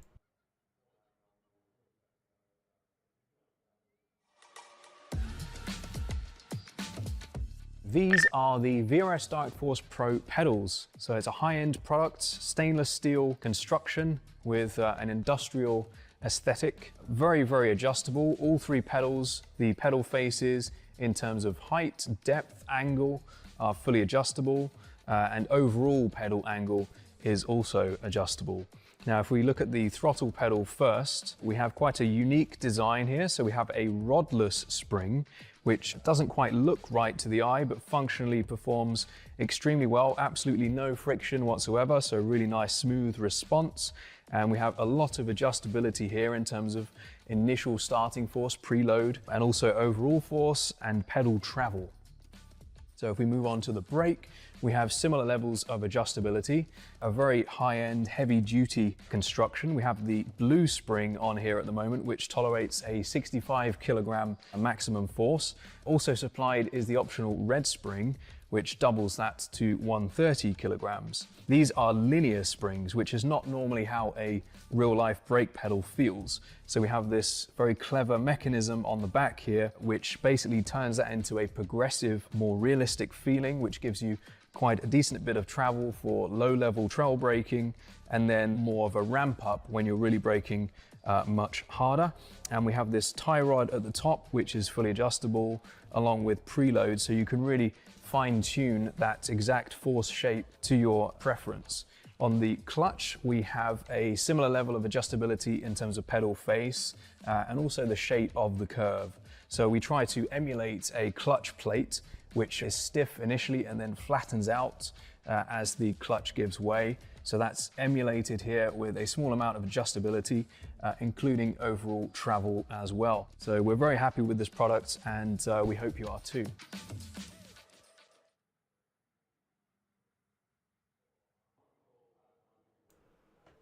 Welcome back into the VRS Porsche Cup Series here this evening. Race 3 about to come your way here tonight, ladies and gentlemen. Hamish Munro joined by Brenton O'Brien once again, if you're just joining us here on Infinity Broadcasting as well. If you're watching for the first time tonight or you've been here for a little while, be sure to hit that like button, the subscribe and the bell icon as well, so you're notified whenever we go racing here on the channel. Next up on the docket, Friday night, 8 p.m. Australian Eastern Standard Time, we go racing around Michigan International Raceway for the IRWC Rod Knock Cup. 69 nice laps of Michigan to come your way during that evening. But race 3 is about to get up and running, and the starting grid for which will be as follows. Sean Lindsell will start pole position for race 3 ahead of Alex Schuler, John Akers and Paul Wilson in behind. Lachlan Capel, Sam Muir then make up the top 6 ahead of Ryan Mueller and Shannon Fever for our top 8. Matt Bowler will then start alongside race 2 race winner Simon Mazzomo in our inverted top 10. The rest of the field will then start how they finished in race 2 with Blake Fitzpatrick and Ocean Colangelo for our top 12. Rodney Golan, Alan Dawson, the top 14. Kurt Chapman, Angus Lawford ahead of Steve Tonkin, Stacey Boyd, Jared McLeod and Tim Nicol for our top 20. Gary Watson, Hayden Veld start ahead of Craig Schultz and Marcus Cook then for the top 24. Johnny Rowe, Ben Pedersen, Damien Cairns, Harry Dodds, Jake Burton, Greg Favell and Aaron Smith at the back of our 31 car field here this evening. I'm unsure if Jake Burton will race in this one, although he is back on track. So we're hopeful that he can get a solid performance on the road here in race 3. We've got a heap of chats out there tonight. I'm sorry we haven't kept up with them as much as we normally would. Project 36, Brendan Griffiths in the chat with us. Halil Cesar out there too. Jaden Wilcox, Ryan Mueller was in there. Daniel Harris as well. Libba089 out there too. And Bo Albert in the chat as well. So great to have you all watching along with us here for round 6 of season 2. So the starting lights though are about to go up here for race 3 at Bathurst here this evening, and the twilight hours of Mount Panorama. Lights out and away we go for race 3. It's a hot start from the front runners as they run up towards turn number 1 for the first time, but it's a cracking start from Schuler, who takes the lead round the outside on Linzell as they run up Mountain Straight for the first time here in race 3.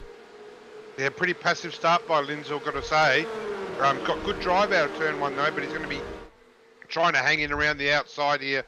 Going to be tough to do. He's got his nose in front. Let's do some defending. He should be okay from him. Capel, if anything, is going to be a gainer as well. Maybe he'll get the job done, and yes, he does. So ERT 1-2 at the moment. Let's see how much Linzell and Capel can drive away and make some early gains. Half hour race, so there's a lot to gain. A lot to gain as there's been contact. That was Shannon Fever into the wall at turn 3. So he's all of a sudden dropping positions now. Matt Bowler's had a good gain as well, up 2, as well as Mazzomo, who's gone with him. Mueller up 1, Muir up 1, but Capel is the big gainer alongside Rodney Golan. They're both up 3 inside of the top 10 here. Biggest gainer off the race start, Ben Pedersen up 6 into P20 at the moment as they run across McPhillamy Park for the first time here. This is where the carnage began to happen in race 2. As Linzell just getting a little bit unsettled through the S's with Capel behind him. Might just want to let him go, maybe. No, Sean's got to look forward, not back, and he's got that spot done for Lockie Capel. I think, to be honest, in the end, he's let him through there, but Sean needed to look less in his mirror and look more forward. But hopefully now, with Alex Schuler behind, these two cars can start working together. Don't get battling, and if Linzell can hang on to the back of Capel, which I'm sure he can.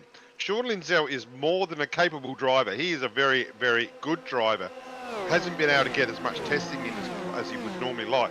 But it's, you know, right here it's in P2, and he can hold on to that. But Bowler already has made himself up into P5. Yeah, he's done well. This might be your dream result tonight, Brenton. A podium lockout of ERT at Bathurst. Could you have had a more dream scenario on offer for you on this Monday night?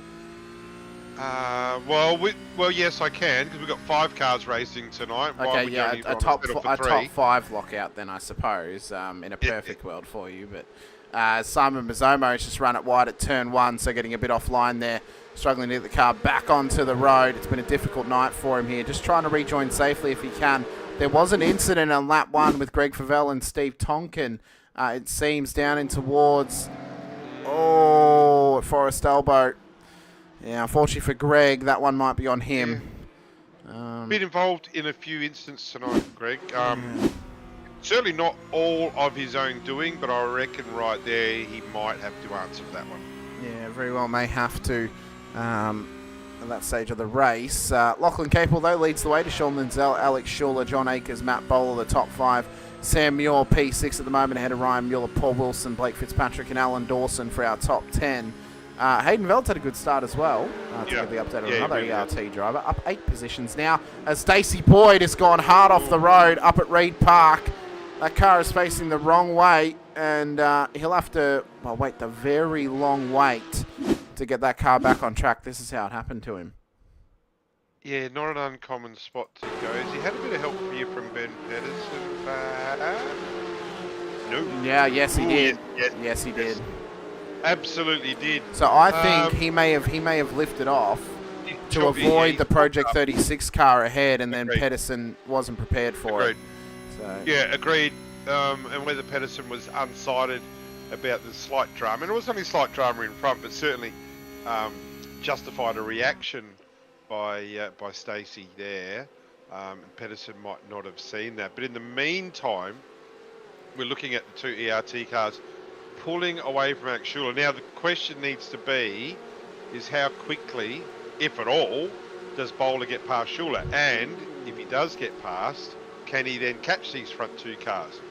I would think that safety car intervention will be important for Bowler to make gains. Yeah, I think so, and I think we've had a clean enough start to this race now where I think unless we get a track jam, I don't know if we're actually going to see the safety car in this race. I think we may have seen the extent of it across the 3 races tonight.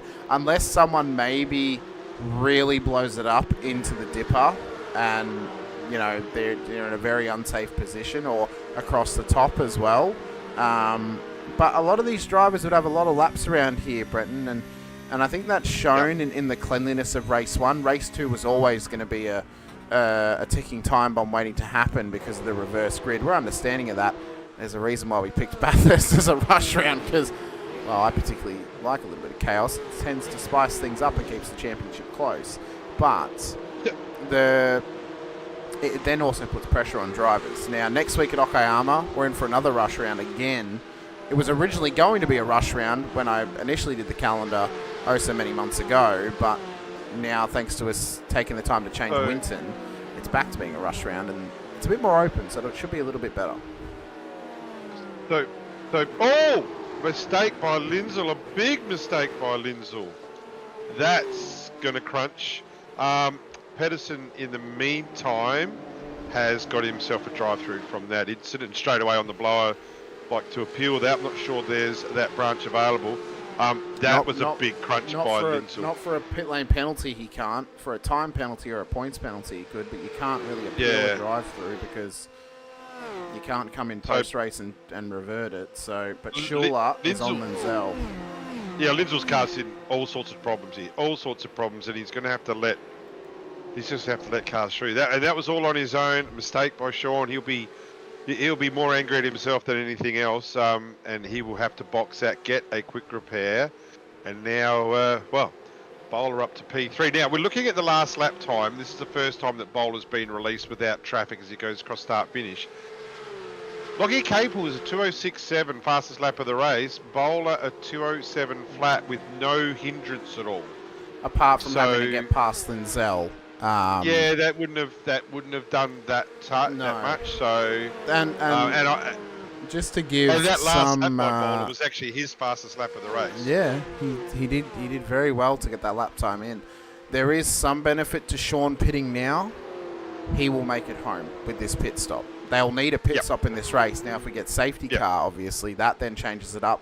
We've only had a few half-an-hour races where the winner's gone on without a pit stop. Most notable was Daniel Harris at Road Atlanta last season, where he coughed that car over the start-finish line. But, yeah, so for Sean, it's not a complete negative. Even though he's down positions and he's pitted at a less favourable time, he should get some spots back when everyone else comes into pit lane. Well, that's right, and he's not being held up. Well, he wasn't being held up with traffic before, but he will make gains if he can get it home from here. A safety car, well... It would help him. It would help him because unless they're willing to fuel save to the very end... if you had a safety car, though, would cars get out? You know what I mean? So would cars... There's actually a bit of a move here by Ryan Mueller trying to stick his nose in with Sam Muir, but also P2... Bowler's finally got himself onto the back of the Schuler car, and I reckon there's going to be a chance here in the chase. I think the move's already stuck, to be honest with you. I don't think Mueller's going to make life too difficult here for him, has not already done. So, yeah, we had an ERT 1-2 not long ago.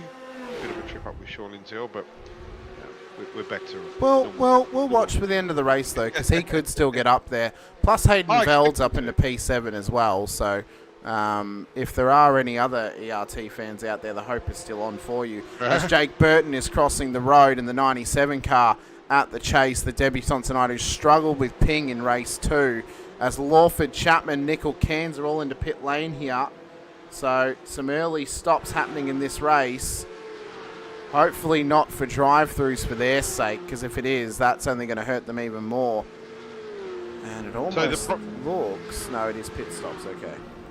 Yeah, so the problem Linzel's going to have is P26 at the moment, and look, he's going to make some gains. We know that from cars who are pitting, and he's already from pit stops, he's up to P22. But within the next lap, he will be on the back of Gary Watson, and then from there, he's going to have to start getting to work with cars who haven't pitted yet but are off pace in comparison, like Johnny Rose, Jake Burton, for example.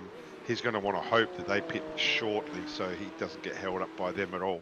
The best hope for Linzel is Watson comes into pit lane the next time he comes around to the pit exit, the pit entry. So that would be a perfect world for Sean in that case. Capel, though, with a 6.4 second lead over Matt Bowler.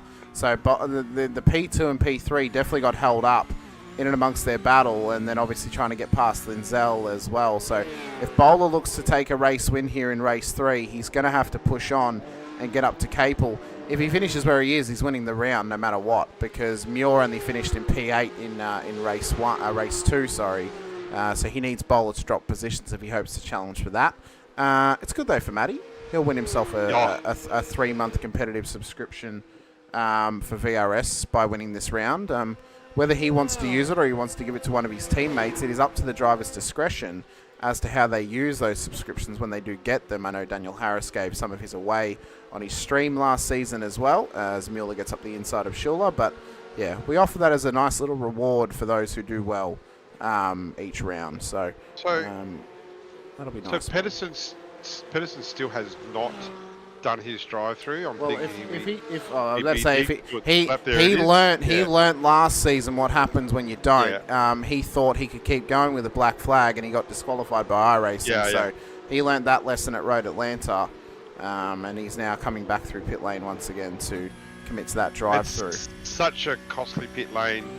It really is. So much time in pit lane here, but certainly not the longest lane in the world, but certainly not the shortest. And by the time he still will have to do a pit stop after this, his day will be done.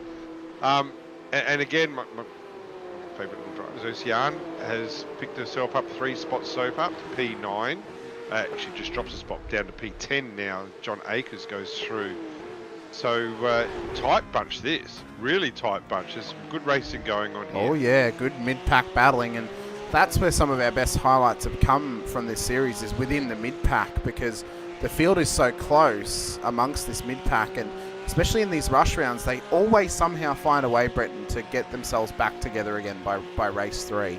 No matter how much carnage happens in race 1 and race 2, we often get the same mid-pack contenders racing together by race 3. So we often get some great battling happening, and at this stage of the race, this is where the eyes need to be, right on this mid-pack. I mean, Akers and Ocean and Rodney Golan, I think even Paul Wilson, they're all battling for a mid-top 10 position in the championship at the moment. And they've all been swapping and changing positions each week in terms of who sits where, especially with the rolling drop round that's now been applied as well.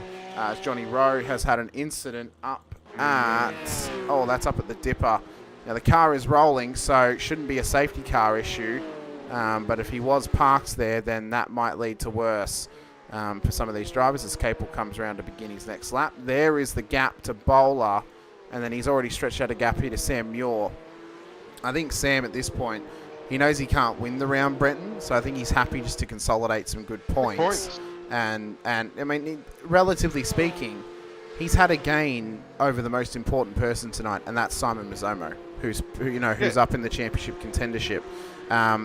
Unfortunately for Simon, even with the race win, unless he finishes mid in the top 10, this would be his worst points haul of the season. So we were looking before at that large pack, and within that pack was Paul Wilson, as he's just boxing now with Ocean. Isn't it a domino effect? If Wilson did not make that solo mistake by himself, like race 2 on the last corner, he wouldn't be in that pack. He'd be ahead of that pack possibly driving away. So that's how costly that mistake was. It didn't just affect him for that race, but it's affected him in this race as well, and really back in the pack now.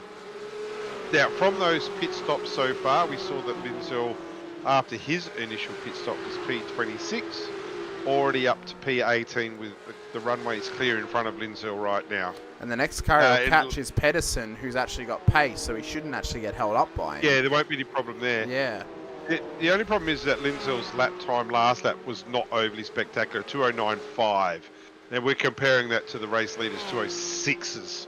So that's a significant drop. Muller, Schuler, Porsche names, Porsche car. Sorry, German names, German car. There's a lot of times that are significantly quicker than the nines. You have to go down to P9. Even So- Veld and Yeah. for a period, Well, Fitzpatrick Veld- would have been a German name as well. But these guys are all in a tight battle. And the more that Schuler battles with these guys, the more held back they get, as Angus Lawford has gone off the road. Oh, another one. Up at the S's. OC and Colangelo's also gone round up there too. So these guys will be hoping Gonna to have get to going again. really be careful of a rejoin there. That's Oh, about yeah. the worst spot you can spin. Interested to see how that happened. And more interested to see how Ocean can get herself out of that. Turn traction control off if you can and just rip into it and see if you can pivot.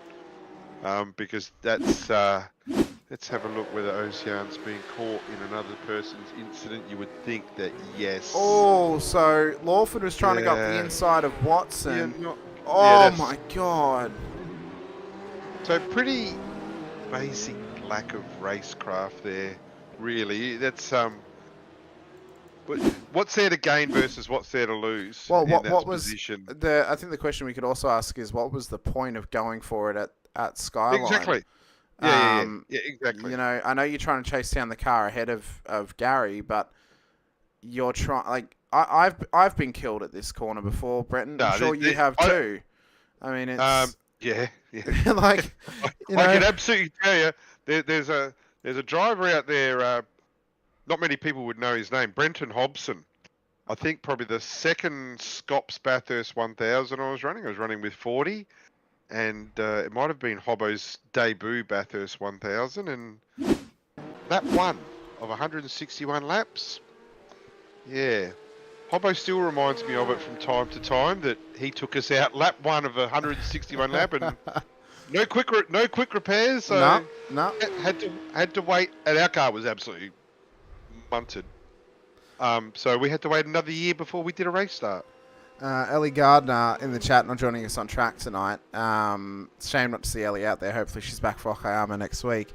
Did Mez win one of these races? He won race 2, Ellie.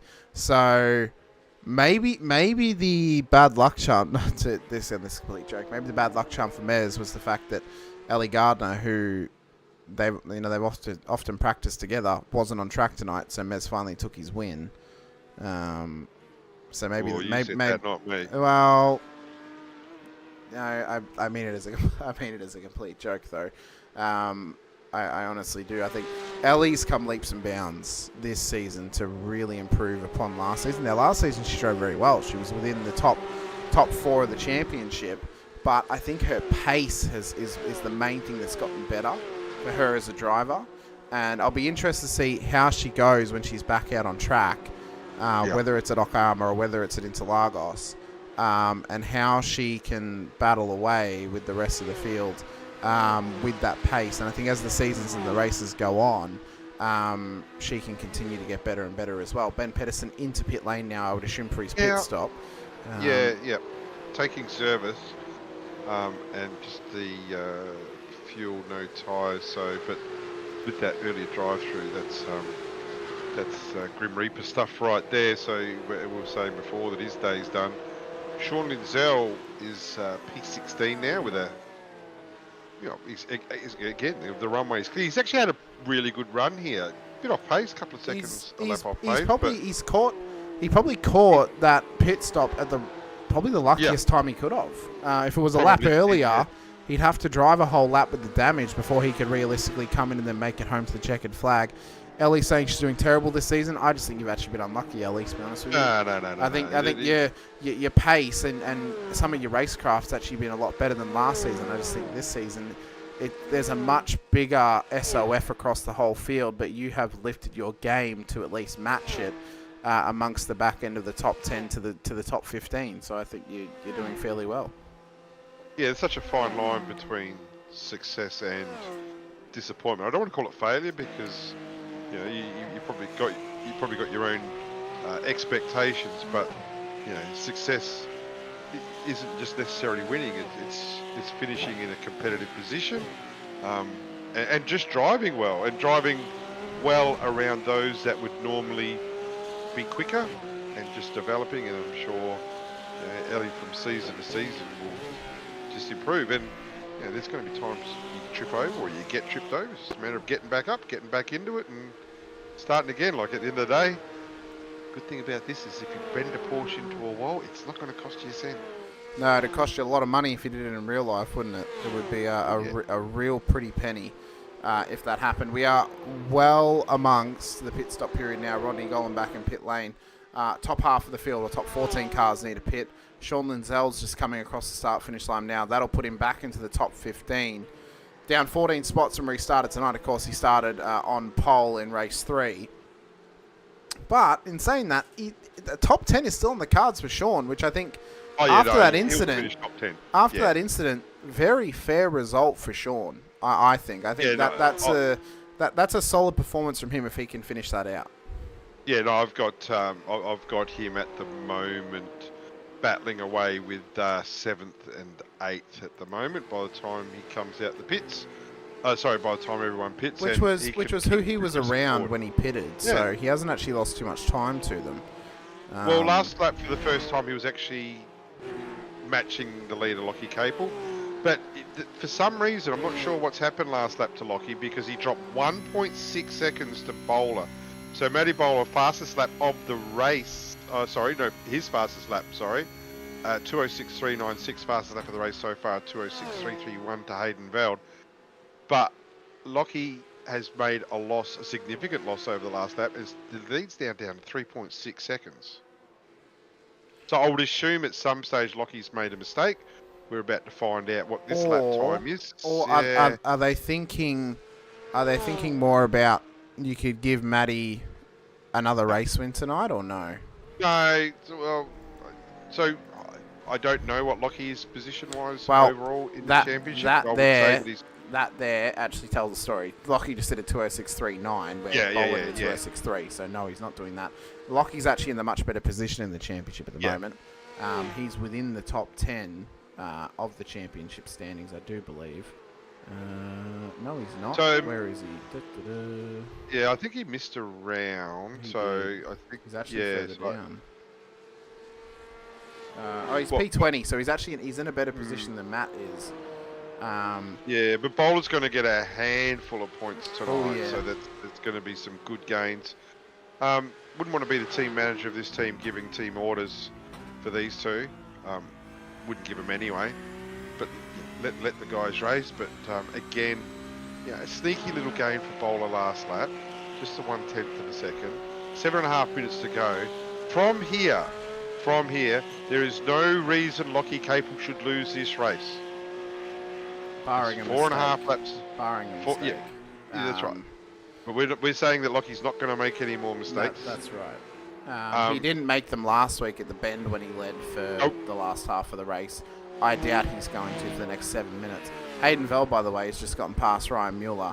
But if you hope for that all-ERT podium, Brenton, well, you need him to fight about 3 seconds on Sam Muir up the road from him, which is going to be a tough task on the championship leader.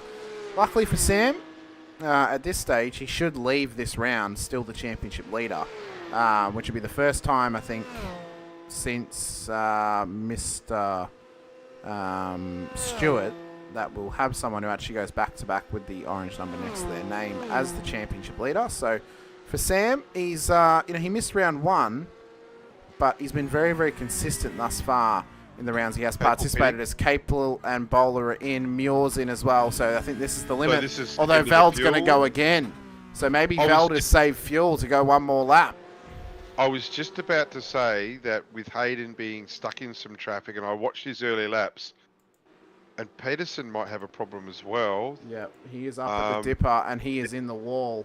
So, wow. I'll tell you right now, if this is a safety car, you start clutching that. As soon as they say the word safety car, if you're Hayden Veld, you stick your foot on your clutch, and you roll out of this as quick as you can. So we're gonna do the old sneaky here, Brent. We're actually just gonna reverse because there's actually more to this incident. Yeah. There's a couple of cars ahead of Ben. We need to go up.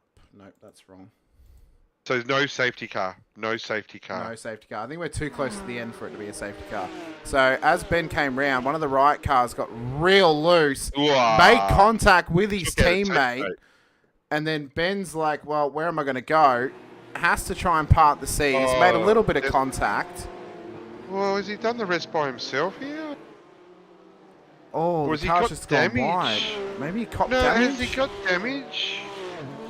Has he copped damage there? Like, there was certainly He's going an amount of contact. He's rolling down the hill at the moment.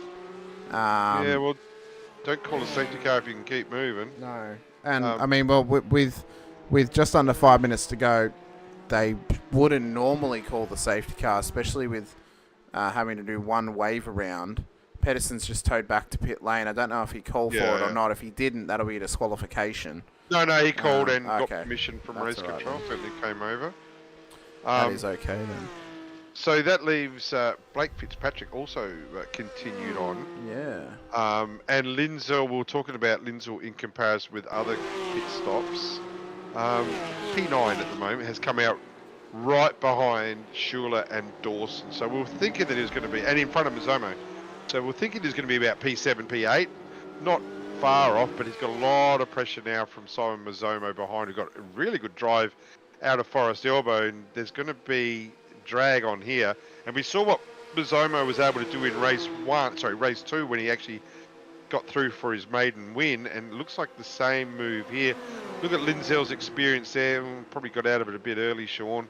I'd love Sean to drive more aggressively there.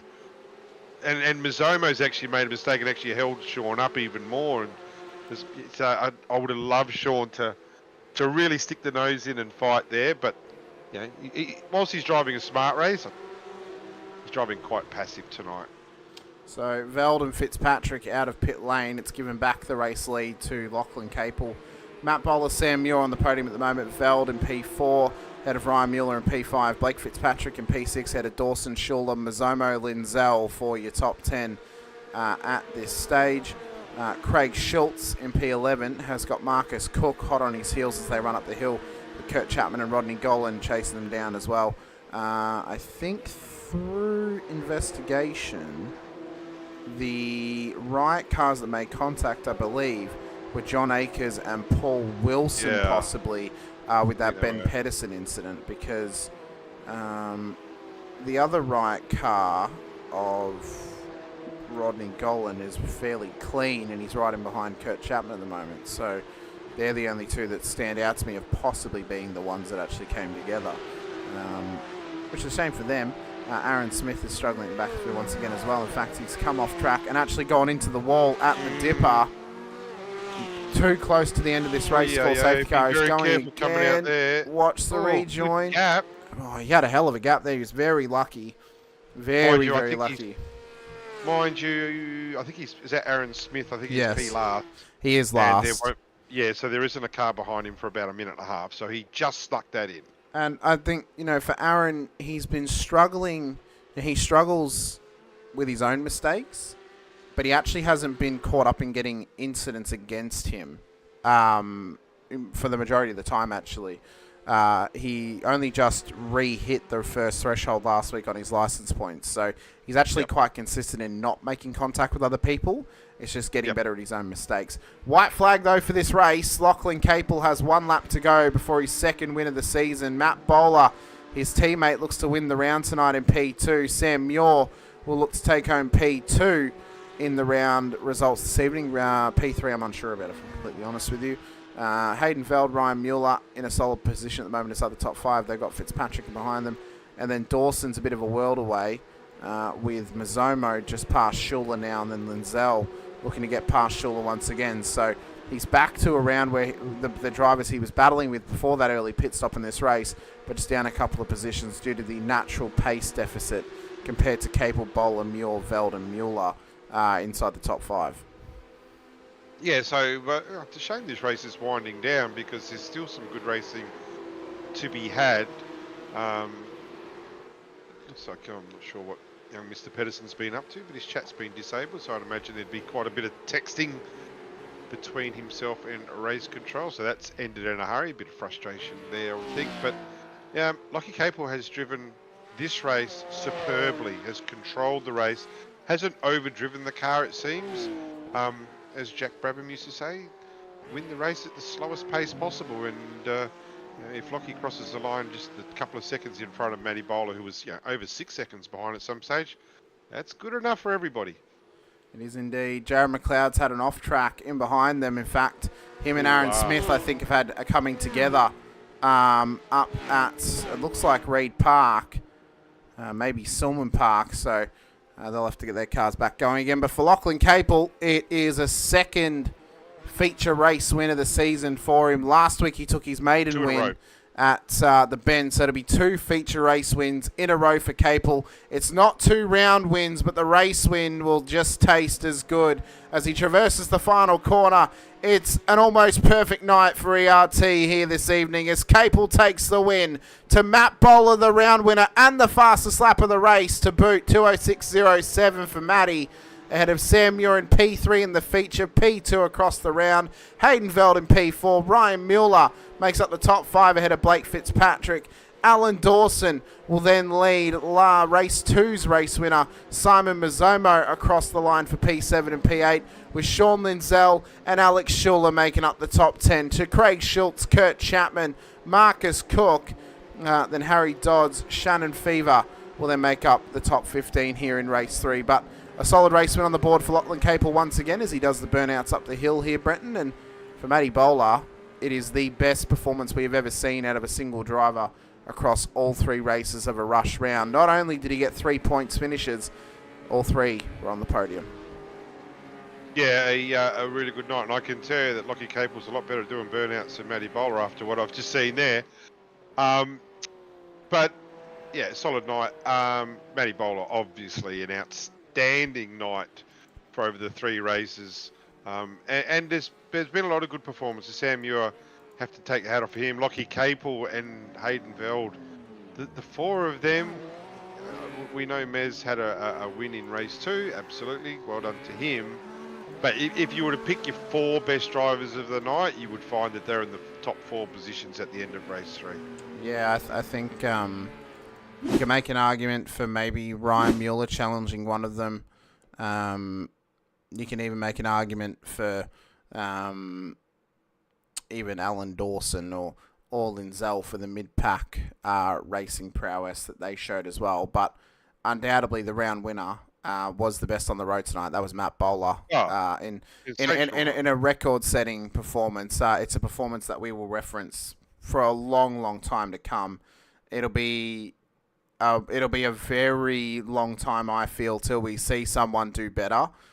Which to do better, they're going to have to not only finish on the podium in every single race, they're probably going to have to win every single race in a rush round, which seems impossible, to say the least. But for others, it's it's just it's a tough night, and then a better one for others as well. Sam Muir's already in the waiting room to come and have a quick chat. So as Capel and Bowler have joined him in there as well. We'll first though chat to P3 on the road tonight. Second in the round performances, Mr. Sam Muir. Sam, classic cut-off once again of conversations with Mr. Capel and Mr. Bowler. P3 on the road though on the feature race. P2 for the round results tonight. Congratulations. You'll maintain the lead of the championship into Okayama next week. How are you feeling at this stage? Because that was a strong performance from you tonight. If Bowler didn't do so well, it would have been the best performance we've ever seen out of someone in a rush round, but he was just on another level tonight. But you, sir, are a championship contender through and through, and with a tough night on the road for Mez, even with a race win, and then a P8 race 1 cost him a little bit. Talk us through your race, though. Talk us through your night and how you're feeling leading into the final 4 rounds of the season. Cheers, Ham. Absolutely buggered after that. That was one of the most intense nights that I've ever had in the sim. And yeah, unbelievable. As you said, what a drive by Matty Bowler. It's pretty chuffed with my results, but as you said, he was just on another level tonight and on a mission. So yeah, well done to him and to Lockie. 2 wins in 2 weeks for him as well. Doesn't seem to matter that there's no Job in an ERT car. You guys just managed to pit me every week. But hopefully we can get on the top step of the podium in one of these races before the end of the season. Well, there is... how many races left are there across 4 rounds? There's 3 next week, 4... There's 8 races left across the 4 rounds. 8 races is enough to get you a race win, surely. Yeah, hopefully we can have some luck go our way and we can continue to show the pace that we've got and jag a win in there. It'd be nice, but yeah, we'll see how we go. I think it just speaks volumes to the quality of competition that this series has attracted this season. It's one of the most intense leagues that I've been a part of, and somehow we're leading the damn thing without even having won a race just yet. So I feel like a bit of an imposter up there, but yeah, hopefully we can get the checkered flag over one of those 8 races. Well, remember, Mez won the championship last season without winning a single race. Tonight in race 2 was his first race win in this league. So it can be done. It can be done through sheer consistency. You've been one of the most consistent drivers all season in the 5 rounds you've participated. So, even though you used your drop round early for round 1, you've been up there every single week, which has been fantastic to see. Okayama next week, obviously, tight circuit, our final rush round for the season as well. Do you think it's going to be as chaotic as tonight? I mean, I knew race 2 was going to be chaos tonight. It always is with a reverse grid, plus it was Bathurst, but Okayama's a little bit more open, but do you still think there's going to be some issues for some drivers in race 2 next week, or maybe even race 3 when we go racing for the final rush round of the season? Yeah, most definitely. I think it's just a formula that guarantees chaos regardless of the track. And yeah, I did a few races across leagues and officials last week at Okayama, and it was just absolute chaos. So yeah, hopefully we haven't used up all our good luck. That's why we created the rush round. Legitimately, I wanted a super sprint style round, but I wanted it slightly different where, some places you go, they have a super sprint, which is like 3 20-minute races. And I'm like, they're fun, but like, you got to have a feature. And it's like, well, you can't really you got to kind of cut it down a little bit. But I like those rush rounds because it really throws the spanner in the works for the championship. And it almost matches a full weekend of actual Porsche Cup racing, obviously 3 races, into only an hour worth of racing across a night. So it's, I find them a lot of fun. And I think, it's been up and down opinions across the whole field in terms of their opinion on those races. But I think sometimes you need to offer those challenges to keep it spicy for the majority of the field. And I think it's, even though they've been chaos, I think they've been a little bit of controlled chaos across this was our 5th outing for a rush round. So I think it's been controlled chaos, but I think it's been a lot of fun. Yeah, no, I'd agree with that. Although, yeah, we'll see what I have to say about him next week, I guess. But yeah, no, I thought the boys did pretty well. I haven't obviously seen the replay of race 2 there. I thought I thought the safety car was going to win, to be honest, at the start of the night. I thought we'd be lucky to get a single green flag lap in, but just the one safety car in the end. And as you said, it keeps it spicy. It's something unique for this league, and it does present a really good challenge for the guys up the top. You just can't sort of lay on your laurels and just sort of hope for cards to fall your way. You've got to be really assertive in your moves, and it sort of separates those. On a racecraft level, it's one thing to have outright pace, but it's another to be able to apply it and make your way through the field. So got to have a bit of luck as well, though. So hopefully Lady Luck continues to be on our side for next week. But yeah, looking forward to it. Well, it's been another top-level performance from you, Sam.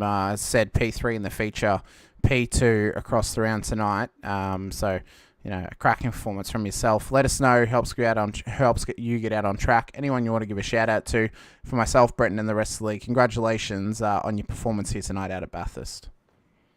Cheers, guys. Yeah, massive thanks to you guys for putting on another great show for this week, and massive shout out to Jakey Jackson, who hopped in and was my spotter for tonight. Without him, I wouldn't have survived that second race at all. So yeah, massive shout out to him, and yeah, well done again to Lockie and Maddie on their wins. Well, Sam, best of luck next week at Okayama. We so look forward to seeing how you go, and hopefully we'll be getting an opportunity to have a chat to you once again. Fingers crossed. Cheers, guys. No worries, thank you. Now, Brenton, as the obviously head of ERT, do you think it's appropriate if we chat to Maddie and Lachlan at the same time? Because they're going to have the same sponsors to shout out. No, look, I get that, but I think Maddie's performance was so outstanding tonight. With the greatest respect to Lockie, he's such a good driver and just a good bloke. But I do think Maddie deserves his individual time. I in the agree. sun I agree. with the drive that he did tonight. Now, do we save Maddie for last as the round winner? Yeah, I think so. Okay, all right. Yeah, I think that's a lot. All right, yeah. all right. So we'll go for Lockie first up. Mr. Capel, race winner of race 3. We've deliberately left Maddie till last because he won the round. But 2 weeks, 2 wins from you. The bend last week and then tonight, obviously, in the 30-minute feature as well. How did you find the controlled chaos of Bathurst rush round combination this evening? And how are you feeling after taking another race win for yourself? Look, it's a good feeling. I know that it's good for me that I'm getting my experience back in this car and I can actually competently race. I was very, very close to bowler basically the entire race and the last one, if not for the couple mistakes that I made, which I'm not really happy with. But at the end of the day, I still ended up getting the win, but it probably could have been an extra 2.5 seconds margin if I didn't make so many lockups in some of the sections. But the controlled chaos, I love that sort of stuff because you can just fly through the field. I think in that second race, Bowler was up 29, Muir was up 25, and I was up 20. So the controlled chaos is quite fun, but yeah, especially at lap 1 at Skyline on that race, it was all hell breaks loose. Cars were spinning everywhere. It's trying not to kill half the cars around me, and then the car got stuck in the dipper, and then that was a bit of a mess too. So all in all fun, but happy to walk away with another win again and make it back to back. Now, Okayama next week, another rush round on offer as well. Do you think you can go 3 in a row? I'd like to not push it. Okayama, I don't mind. It's not a bad track to me, but it's gonna be a little bit more maybe on Tyler because it's quite a few fast flowing sections there. So we can try. I always like to set my expectations a little bit lower and then outperform myself, so I feel not too bad about what happened, but now I do have to get that confidence behind me, so I'll give it a damn hot go and see if I can go 3 for 3. I'd like to point out it was the track that survived out of it and Montreal when we decided to replace one of them with the bend this season. So if you don't do well, you can blame it on the democracy that is the IRWC of the drivers selecting Okayama instead of Montreal. What they did do was they locked themselves into getting Montreal next season. So that'll be fun for everyone to run around there. But Lockie, another great performance once again. Another race win for yourself as well. Good chunk of points on the board. So this should probably see you up and around the top 15 now in the championship, maybe even knocking on the door of the top 10. So, some solid points and, maybe some more opportunities, across these next 4 rounds. If things don't go the way of the current contenders in Sam Muir and Simon Mizomo, you may find yourself in an opportune position come the end of the season. So we'll wait and see how you go across that, though. But let us know, helps get you out on track. Anyone you want to give a shout out to. For myself, Brenton, and the rest of the league, congratulations on your race win here in the 30-minute feature race and your performances across the 3 races here at Bathurst.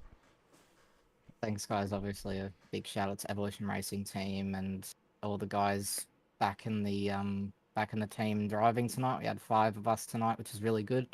and really, really happy that we're nearly able to do a full 1-2-3 lockout there at the final race. But just couldn't get to the end of to Mew at the end. We probably needed a couple extra laps.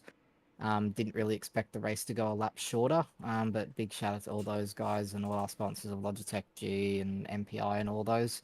Obviously shout out to you guys for the broadcast. It's always good watching it back. This is actually quite a high quality broadcast, so it's good to see that these cars are getting the attention that they deserve, especially in the Australian scene. No worries. Thank you so much for your kind words, Lachlan. Best of luck next week out at Okayama. We look forward to seeing how you go, and look forward to seeing if you can go 3 in a row when we head over to the land of the rising sun. Yeah, thanks, guys. Thank you. Well, I think the only word that can really describe this next driver, Brenton, is record-breaking, groundbreaking, dominant. This tonight was the best performance we've ever seen from anyone in a rush round scenario. Matt Bowler, you have just put your name into the record books as the only driver to ever finish on the podium in all 3 races in a rush round. Didn't quite get there for the 3 race wins, which would have undoubtedly locked your name in forever in terms of rush round scenarios, but I think your name's going to be there for a while as the best performance, because it's going to be tough for anyone to beat that by going 3 from 3 across the rush round. But man, what is it with you and Bathurst and this combination of car and track? You had some wicked pace out there. You were, do you think you were lucky to get through the carnage of race 2 to get so many positions up, or do you think that the dominoes just fell your way and you managed to fight your way through? A bit of both, to be honest. The pace I have at Bathurst seems to be pretty good. Pretty much just driven this track a lot, as most of us Australians do. So yeah, driven it in a variety of different cars, and when you compare a Cup car to a V8, for example, the brake points are pretty similar. So yeah, just sort of jumped in and had a crack, and was pretty surprised with my pace. And yeah, like you said, was a bit lucky in that second race. You know, making the most of everyone else's misfortunes with crashes, and you know, might have used a few teammates to help push me through the pack whilst that was unfolding. But yeah, pretty happy to get first and then back it up with 2 second places in a rush round, all things considered. I'm pretty happy with that. Well, it's, you know, it's untapped waters to have someone finish on the podium in all 3 races. We've come close before, but we've not quite gotten there. But I mean, this is it's a good chunk of points for you. You're currently not within the championship battle. You were 31st coming into this race, but this performance very likely will actually propel you up to the top 20 because of the fact of this is often, like, these rounds are often the worst scoring rounds for drivers because obviously there's limited points on offer in the first 2 races, and we have obviously never seen someone take the max points available of 240 for this season. It was 120 for last season. So for you to go P1, P2, P2 and get, what would it be? I think it's 4 points less than a win, so about 236 roughly for a quick estimate. I mean, that's an incredible effort, and it's, you know, basically perfect to see that come out of you tonight. But Okayama next week, we're for the same format of a rush round, our last rush round of the season. Do you think it's going to be as chaotic as this week was? Because, I mean, Okayama's a shorter track, it's slightly tighter, but there's a bit more runoff on offer than here at Bathurst, obviously. So do you think we could see a similar level of chaos, or do you think maybe the drivers might be a bit better off than how they were tonight? Not too sure, to be honest. The track's obviously a little bit more open than what Bathurst is. There's only a set few corners at Bathurst where you can really have a go without it being too dangerous. So I guess the corners are a bit wider, and there's different lines that you can potentially take. I guess it just comes down to how everyone drives, to be honest. If people are feeling courageous and are in the championship hunt and need to make some spots, then by all means, I would say it's going to be a handful for some drivers. Obviously, towards the end of this side of the championship, you're fighting for extra points just to get closer to your competitors. So, obviously, wish I was in that fight. Misfortune last round, and then, you know, missing a few rounds also didn't help. But yeah, it should be a great race. I'm loving this format of racing. It's really good. Well, that's, you know, often it's, you know, as one of the admins of the series, when we came up with this format, there was obviously that little bit of worry that drivers may not enjoy it. But I think it's a fun and different format that we can offer here, obviously, and even through the chaos that can ensue, we often get some really good racing, especially in the feature, because through the chaos of the first two races, we often get the drivers who normally battle together in a regular feature race normally find each other again by the 30-minute race at the end of the night. So, it's pretty cool that we can still offer this format, and we haven't really had people up in arms saying drop this round format for next season. So it's really cool when we get to race, with this style of racing at tracks where you would probably likely race this sort of racing. We try and condense a full weekend's worth of Porsche Cup racing at Bathurst into an hour. It causes chaos, but Matty, just dominance, pure dominance tonight. Record-breaking, record-setting, and just, it was one of the best performances I've seen out of anyone across one of these round types. So you should hold your head up high in that regard. Looking forward to Oklahoma next week, and looking forward to seeing what you can do. But let us know, help us get you out on track. Anyone you want to give a shout out to, for myself, Brenton, and the rest of us here in the IRWC, congratulations on your round win here this evening at Bathurst, and also your P2 in the feature race as well. Yeah, thanks, Hamish. Obviously, just a big thanks to you guys for spending your Monday night broadcasting this. It's a good fun league, so. Massive thanks to you guys. Obviously, thanks to Evolution Racing Team and our main sponsor, Logitech, especially. They've been really supportive this season, so happy to give them a good result. But we'll press on to Okayama and hopefully see if we can end up in the same spot. Well, Matty, congratulations. Hoping to see you get a strong end to this season. Whether you somehow get into a championship contending position through poor luck for other drivers or not, we hope that this momentum continues you on, and that if you return next season, you can put together a championship winning performance, because you're one of the strongest drivers in the field. It's a pleasure whenever we get to speak to you in the booth, and we're hoping that you can continue this success across the next few weeks, especially after last week with the mistake with pit lane. But it's good to see you back up, though. You paced out last week at the Bend with a very, very solid performance here tonight at Bathurst. Awesome. Thanks, Hamish. Thanks, No worries. Brenton. Thanks, Matty. Good job, Matty. Thanks. Yeah, I can see the green room's turned into a little ERT review section now, as Hayden Veld is showing Matty and Lachlan something, so I'll let you sort that one out post-race, Brenton. But, what a night. What a night of racing. This was the most worrying rush round selection that I made, because I knew it was going to be chaos. But I think in the end, across all three races, even with that chaos, there was some fantastic racing out there across the whole field, not just at the front, not just in the mid-pack. Even some of the guys at the back of the field were having some good battles as well. I think it's a track that it suits the rush round, because there are passing opportunities.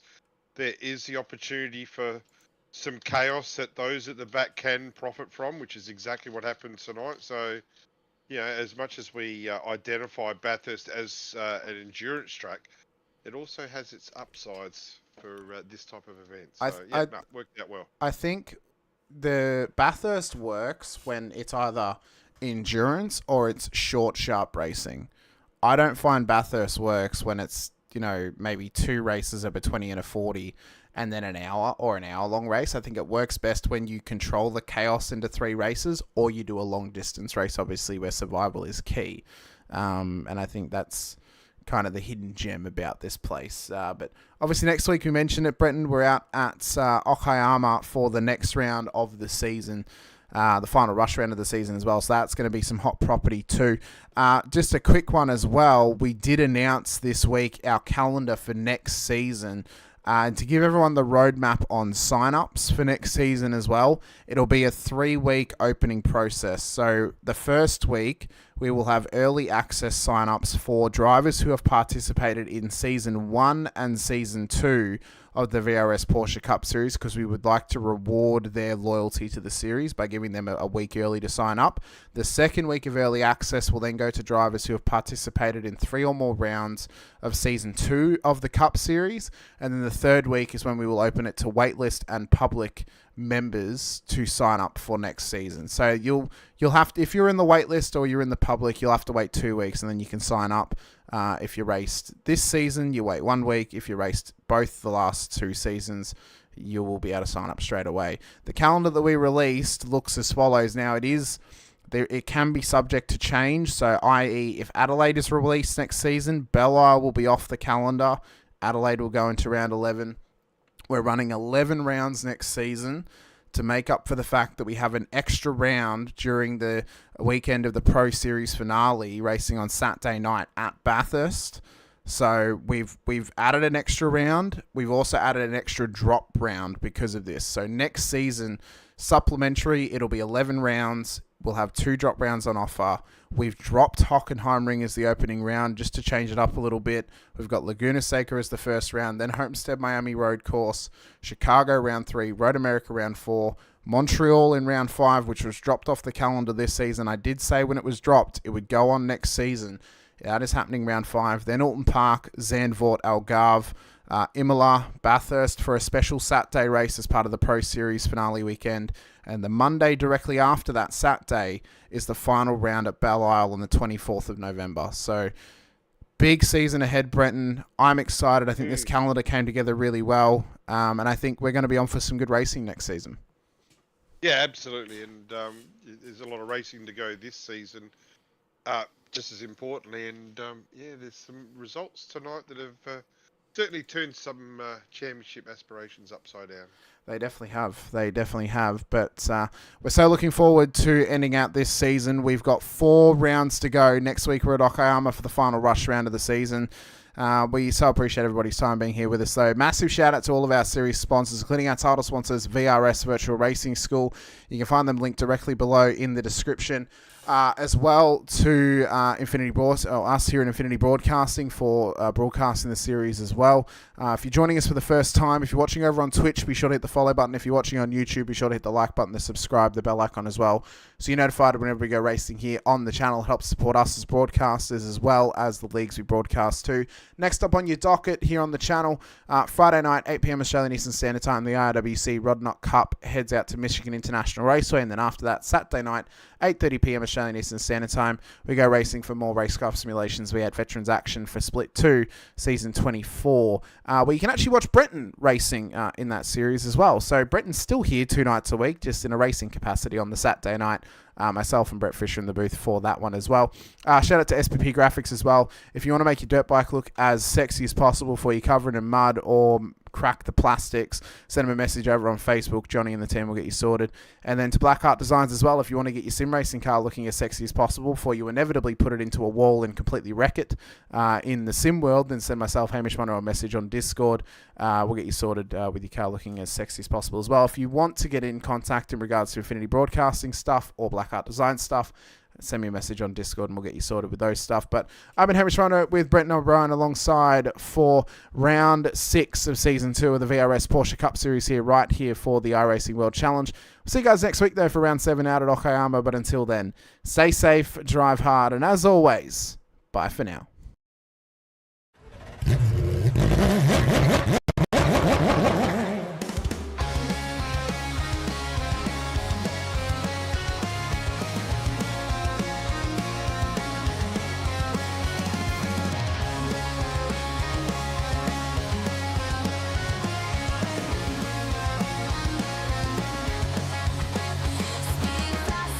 Control, feel the thunder in my soul. Through the danger, through the pain, only one thing to do to get to victory lane.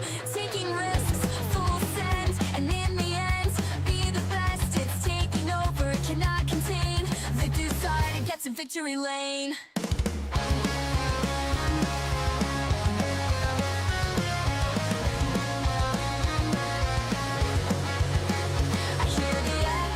The past, the roaring ghosts that never last. But here I stand, the finish line. One last race, one last time.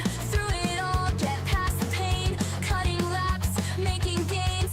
Feeling tired, get to my aim. The desire to get to victory lane. Speeding faster, no control. Feel the thunder in my soul. Through the danger, through the pain. Only one thing to do to get to victory lane. Taking risks, full send, and in the end, cannot contain the desire to get to victory lane.